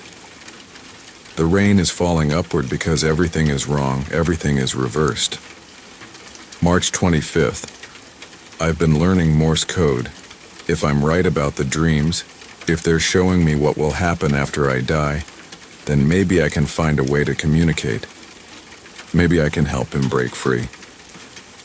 I read through the journal twice, my coffee growing cold as Margaret's words painted a picture I didn't want to believe. She'd known she was dying, we both had, but she'd also known something else. Something about what would happen after.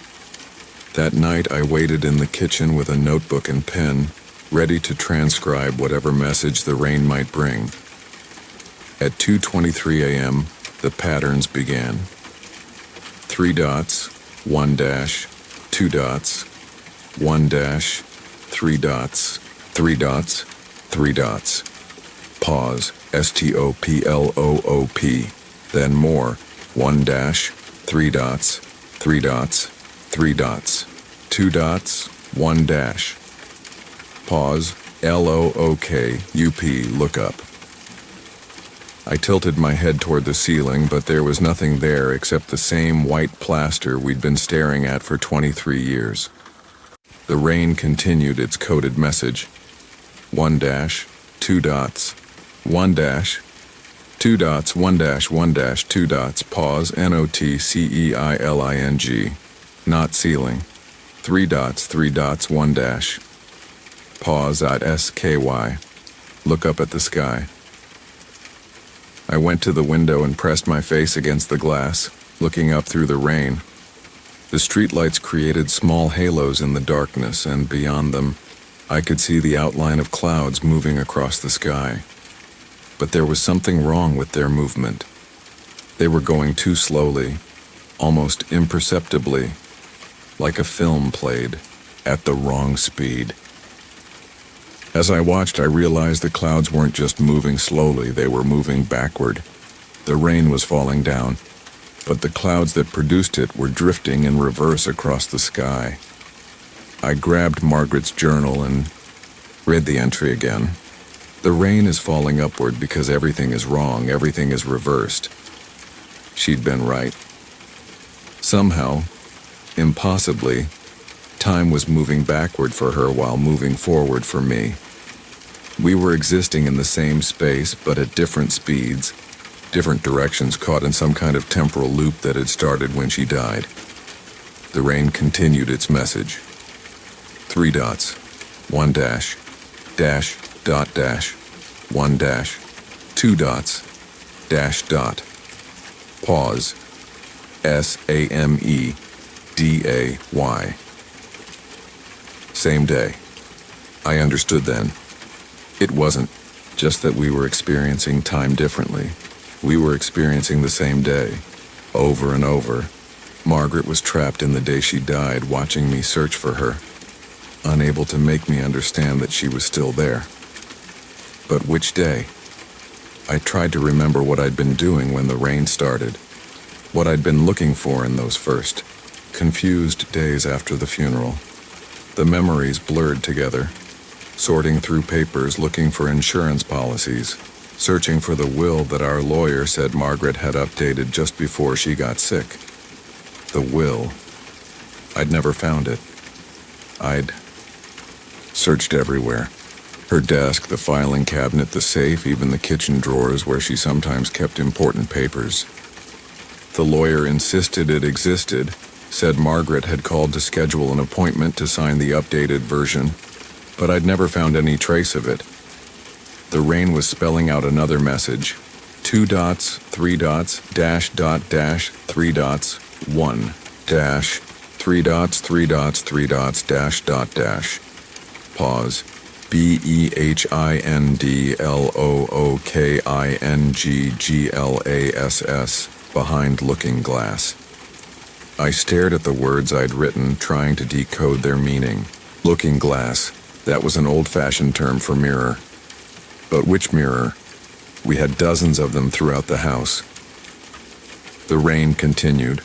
2 dots, 3 dots, dash dot dash, dash dot dash, 2 dots, 3 dots, 1 dash, 3 dots.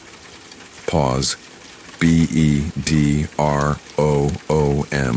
MIRRORI ran upstairs to our bedroom, to the large mirror that hung above Margaret's dresser. It was an antique piece, something she'd inherited from her grandmother, with an ornate frame that had always seemed too fancy for our simple bedroom. I'd never paid much attention to it beyond the daily routine of getting dressed. I examined the frame carefully, running my hands along the carved wood, looking for hidden compartments or loose pieces. Nothing. But as I tilted the mirror away, from the wall, I heard something slide behind it, the rustle of paper. Taped to the back of the mirror was a manila envelope with Robert written in Margaret's distinctive handwriting. Inside was the updated will, along with a letter addressed, "To me, my dearest Robert, if you're reading this, then I was right about the dreams. I'm sorry it took so long to guide you here, but I had to find a way to communicate from wherever I am now. The will contains some changes you need to know about. I've left the house too. You, of course, but I've also established a trust for Sarah's children. Our grandchildren deserve something to help with college, even if Sarah is too proud to ask. But more importantly, you need to understand that I'm trapped somehow. The day I died, I got caught in some kind of loop, watching you search for this will over and over again. Every day, you look in the same places, make the same frustrated sounds, give up at the same time. And every day, it rains because the weather is as confused as we are.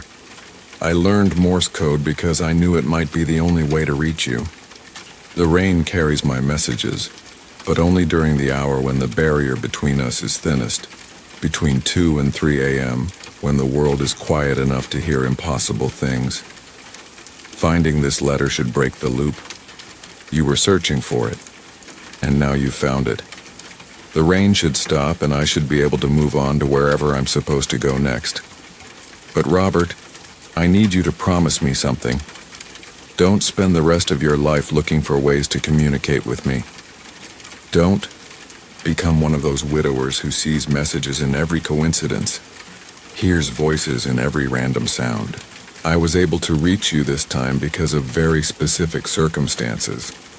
The will you needed to find, the loop we were both caught in, the rain that started when time got confused.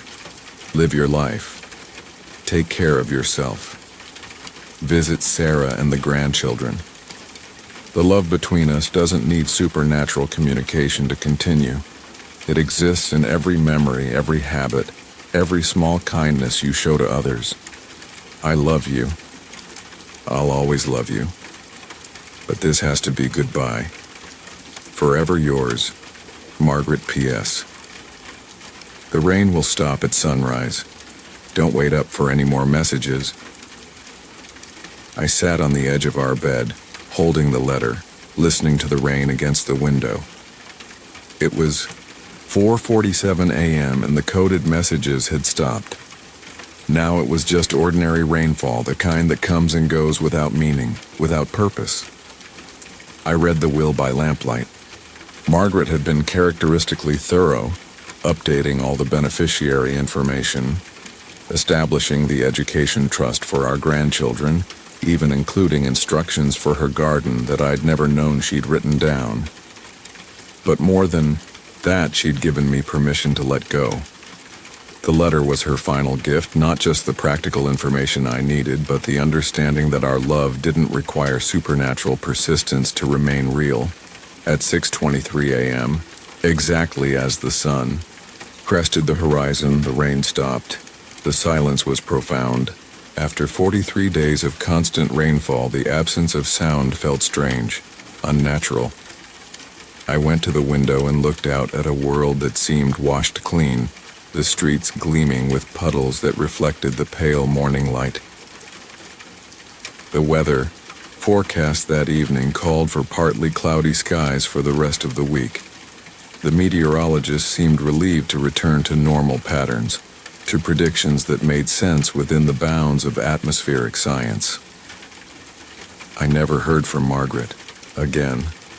No messages in the rain, no tapping sounds in the night, no mysterious appearances of her handwriting. She'd said goodbye and she'd meant it. But sometimes when it rains, ordinary rain with no patterns or messages, I think about that night in the kitchen, transcribing impossible words from the sound of water against glass. I think about love that transcends death, about the lengths we'll go to take care of each other, about the grace of knowing when to hold on and when to let go. The rain that never stopped was never about the weather. It was about time and love and the strange loops we sometimes find ourselves caught in when we can't bear to say goodbye. Margaret taught me Morse code that night, in the most important lesson she ever gave me, that some messages are worth waiting, for some love strong enough to bend the rules of the universe, and some goodbyes powerful enough to set us both free. The rain stopped, but the love remains, and sometimes that's the most beautiful weather of all. Then the silence after midnight. The silence started 3 months after my daughter Emma went missing. and it arrives every night at exactly 12 hours a.m. Not quiet, silence. There's a difference. Quiet is the absence of noise. Silence is the presence of something else entirely, something that absorbs sound rather than simply lacking it. When the silence comes, it swallows everything. The hum of the refrigerator, the tick of the antique clock Emma bought me for Father's Day, even the sound of my own breathing. It lasts exactly 17 minutes. I know because I've been timing it every night since it started. 17 minutes of absolute silence, and then the world returns to normal as if nothing happened. The clock resumes its ticking, the refrigerator kicks back on, and I can hear my heart beating again in my chest. The police say Emma ran away. 17 years old, honor student, college scholarship to Northwestern. She just decided to walk out of her life one Tuesday morning and never come back. They found her car abandoned at Miller's Park. Keys still in the ignition, purse on the passenger seat. No signs of struggle, no ransom note, no evidence of foul play. Sometimes kids just need space, Detective Morrison told me, using that practiced tone of voice that meant he'd moved Emma's case to the bottom of the pile. Especially high achievers. The pressure gets to them. But Emma wasn't just any high achiever. She was my Emma, who still asked me to check her closet for monsters when thunderstorms woke her up, who called me Papa when she thought none of her friends were listening, who left me notes in my lunchbox even though she was 17 and probably too old for such things. Have a good day, Papa. Remember to eat your vegetables. I love you more than all the stars in the sky. I still have that last note. It's sitting on my nightstand, next to the stack of notebooks where I've been documenting the silence.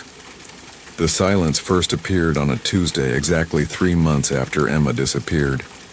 I was sitting in her room as I did every night, surrounded by the careful chaos of a teenager's life. Posters of bands I'd never heard of, textbooks stacked on her desk, the small stuffed elephant she'd won at the county fair when she was 12. I was holding her favorite sweater, soft blue cashmere that still smelled like her perfume, when the world went quiet. Not gradually, all at once, like someone had thrown a switch. The silence was so complete that I wondered if I'd gone deaf. I tried to speak, but I couldn't hear my own voice. I clapped my hands, stamped my feet, knocked over the lamp on Emma's nightstand. Nothing. The silence absorbed every sound I tried to make. I looked at the clock on Emma's bedside table.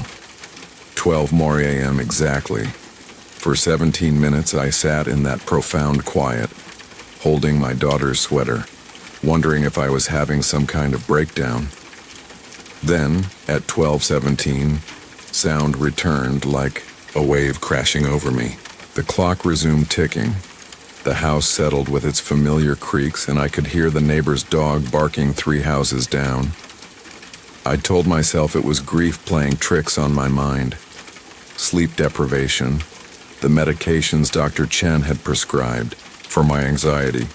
But it happened again the next night, and the night after that, always at midnight, always 17 minutes. Always that profound, absolute silence that seemed to have weight and presence.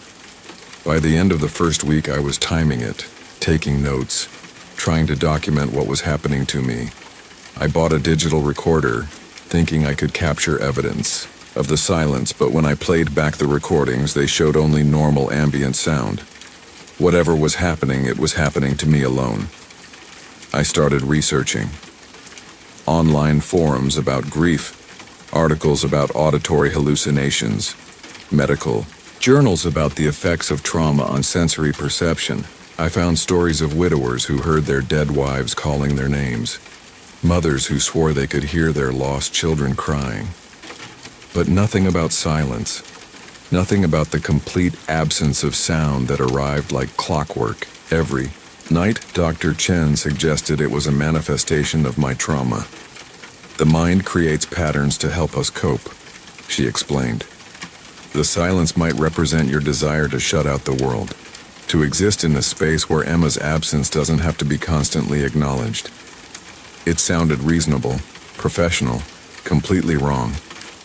Because on the 14th night, I heard something in the silence. Not a sound that would have been impossible, but something like the memory of sound, the ghost of a voice I knew better than my own. Papa? Emma's voice, soft and distant, coming from somewhere within the absolute quiet. I sat up in her bed, where I'd taken to spending the silent 17 minutes and listened with every fiber of my being. Papa, can you hear me? I tried to answer, but my voice was swallowed by the silence just as it had been every night before. I could only listen. I'm okay, Papa, I'm safe, but I'm stuck somewhere and I need you to understand what happened. The silence felt different now, not empty but full, pregnant with words that wanted to be spoken, messages that needed to be delivered. The night I disappeared, I wasn't running away. I was trying to get home to you. I remembered that night. Emma had gone to study group at her friend Jessica's house. She was supposed to be home by 10, but 10 came and went. Then 11. I called her phone, but it went straight to voicemail.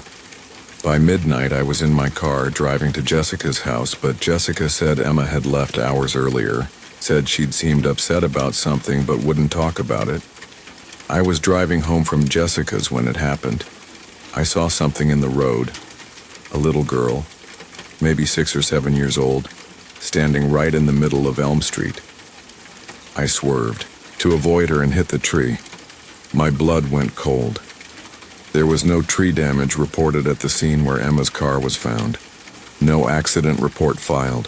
The police had said the car was parked normally, deliberately, keys placed carefully in the ignition. But when I got out of the car, I wasn't hurt, and the little girl was standing there crying. She said she was lost, that she couldn't find her way home. She looked so scared, Papa. I couldn't just leave her. Emma's voice was fading, growing distant as the 17-minute mark approached. I tried to help her, but when I took her hand, everything changed. I could see the street, but it was different. Older. Like I was looking at the same place, but from a different time, and I realized she wasn't lost, she was dead. Had been dead for a long time. And now I'm dead too. No, I whispered. But the silence swallowed my protest. I'm stuck here with her, Papa. With all of them. Children who died on this road in accidents trying to get home. We're all trying to get home, but we can't find the way. The silence began to lift, sounds seeping back into the world like water through a cracked dam. Find us, Papa. We're at the place where the road bends, where the old oak tree used to be. We're waiting for someone to help us go home. At 12:17, the world returned to normal, but I was already putting on my shoes, grabbing my car keys, heading for the door. Elm Street was a 2-mile stretch of road that connected our neighborhood to the main highway. I'd driven it thousands of times, taking Emma to school, to friends' houses, to all the normal destinations of a normal life. But I'd never really looked at it, never noticed its history. I drove slowly, looking for anything that might explain Emma's words. The road was straight for the first mile, then curved sharply to the left before straightening out again. It was at that curve that I found what I was looking for, a historical marker, nearly hidden by overgrown weeds, marked the location of something called the Maplewood School. According to the weathered bronze plaque, the school had operated from 1923 to 1967, serving children from the surrounding farming communities. It had been demolished in 1968 to make way for the road expansion, but the marker commemorated the 17 young lives lost in the tragic fire of November 15th, 1955. 17 children, 17 minutes of silence. I parked my car and walked into the field where the school had once stood. There was nothing left. No foundations, no ruins, just tall grass and the ghostly outline of what might have been a playground. But as I stood there in the darkness, I could feel them. The presence of children who had never made it home from school that day in 1955. And Emma, who had tried to help one of them and gotten caught in whatever trap held them to this place, returned the next night with a flashlight and a small shovel, though I wasn't sure what I was looking for. The silence came as always at midnight, and Emma's voice came with it. "You found us," she said, and I could hear the relief in her voice. "We're here, Papa. All of us. We've been waiting so long for someone to understand." "What do you need me to do?" I asked, knowing she couldn't hear me, but hoping somehow she could sense my intention. "The fire started in the basement," Emma explained. "The children who died were trapped down there when the building collapsed. Their bodies were never recovered. They're still here, under the ground. They can't go home, because they were never properly buried, never properly mourned." I understood then. The children were bound to this place by the trauma of their deaths, by the fact that they'd been forgotten, their story reduced to a historical marker that no one read. And Emma, in trying to help one of them, had become bound as well. Over the next several nights, I researched the fire at Maplewood School. I found newspaper articles from 1955, interviews with the few survivors, lists of the children who had died, their names, their ages, the fact that their bodies had never been recovered from the collapsed building. I found their families, descendants anyway, grandchildren and great-grandchildren who had grown up hearing stories about the relatives who died so young. I contacted them, told them what I'd discovered, asked them to help me do what should have been done 68 years ago. On a Saturday morning in October, 17 families gathered in the field where Maplewood School had once stood. We held a memorial service for the children who had died in the fire, reading their names aloud, placing flowers where the school's entrance had been. The local pastor said words over the ground that had become their unmarked grave. We mourned them properly. We remembered them by name.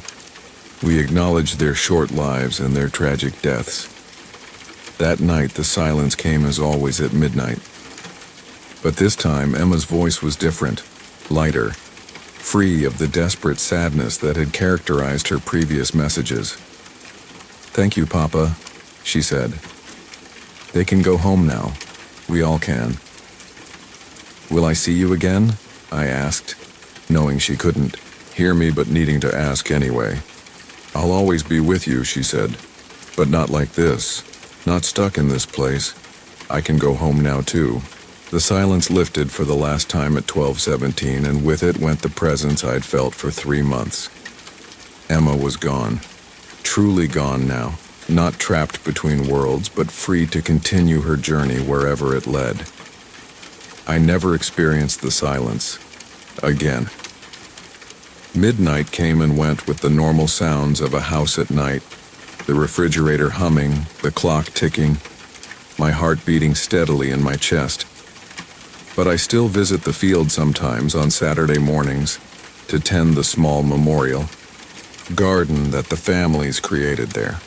17 small stones arranged in a circle, each engraved with a child's name and the dates of their 2 short lives. And in the center, a larger stone for Emma, who had tried to help them find their way home and, in doing so, had shown all of us the way. The silence after midnight was never about the absence of sound. It was about the presence of love, the love of children for their families, the love of a daughter for her father, the love that binds us to each other even across the boundaries of life and death. Sometimes the most profound communications happen in perfect silence. Sometimes the most important messages are the ones that come not in words, but in the spaces between words, in the quiet moments when we stop talking and start listening with our hearts. Emma taught me that. In 17 minutes of silence, night after night, she taught me that love doesn't end with death. It just finds new ways to speak. Dreams I never had. I started having someone else's dreams 6 months after my wife Linda died, and they were more vivid than any dream I'd ever experienced in my own life. The first one came on a Tuesday night in March. I'd fallen asleep in Linda's chair, the old recliner where she used to read her mystery novels, because I still couldn't bring myself to sleep in our bed. In the dream, I was a young woman walking through a hospital corridor, my footsteps echoing off polished linoleum floors. I was wearing scrubs, carrying a clipboard, checking on patients whose faces I somehow knew, despite never having seen them before. Room 314. Mrs. Henderson, recovering from hip surgery, worried about her cat at home. Room 316. Mr. Garcia, chemotherapy. Patient, afraid he wouldn't live to see his granddaughter's wedding. Room 318. Sarah Morrison, 17 years old, car accident victim, whose parents took turns sleeping in the chair beside her bed. I knew all of this in the dream, knew their stories and their fears as intimately as if I'd been caring for them for years. But when I woke up, I realized I'd never worked in a hospital, never worn scrubs, never carried a clipboard through corridors that smelled of disinfectant and hope. The dream felt more real than my waking life. I could still smell the antiseptic, still feel the weight of the clipboard in my hands, still hear the soft beeping of monitors and the whispered conversations of families keeping vigil. It was more vivid, more emotionally resonant than any dream I'd ever had. I told myself it was grief playing tricks on my mind. Linda had been a nurse for 32 years before she retired, and I'd heard countless stories about her patients, her shifts, her daily routine at Mercy General. My subconscious was probably just processing memories, creating dreams from secondhand experiences. But the dreams continued, night after night, and they were always from the same perspective. That of the young woman in scrubs, walking through hospital corridors, always caring for patients I'd never met, experiencing emotions I'd never felt, living moments from a life that wasn't mine. In the second dream, I was holding the hand of an elderly man who was dying. His family surrounded the bed, 3 grown children, a handful of grandchildren, his wife of 57 years. I knew without being told that his name was Arthur, that he'd been a mechanic, that he was afraid of leaving his wife alone. I could feel the warmth of his hand in mine, see the love in his family's eyes, experience the profound privilege of being present for someone's last moments. When I woke up, I was crying, not the angry, bitter tears I'd been shedding since Linda's death, but something deeper. Tears of compassion, of shared humanity, of the strange honor that comes from witnessing someone's journey from life to whatever comes next. I'd never held a dying stranger's hand. I'd barely been able to hold Linda's hand during her final days. The grief and fear had made me clumsy with comfort, awkward with intimacy, even after 43 years of marriage. But in the dream, I'd known exactly what to do, exactly what to say, exactly how to be present for Arthur's transition. The dreams came every night, always featuring the same young woman whose life I was somehow experiencing. I learned her routines, her relationships, her hopes and fears. Her name was Rebecca, and she'd been a nurse at Mercy General for 3 years. She lived alone in a small apartment with a cat named Hemingway.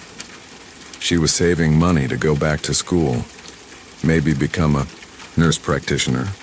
She wrote in a journal every morning before her shift, documenting the lives and deaths she witnessed, trying to make sense of the weight of caring for others.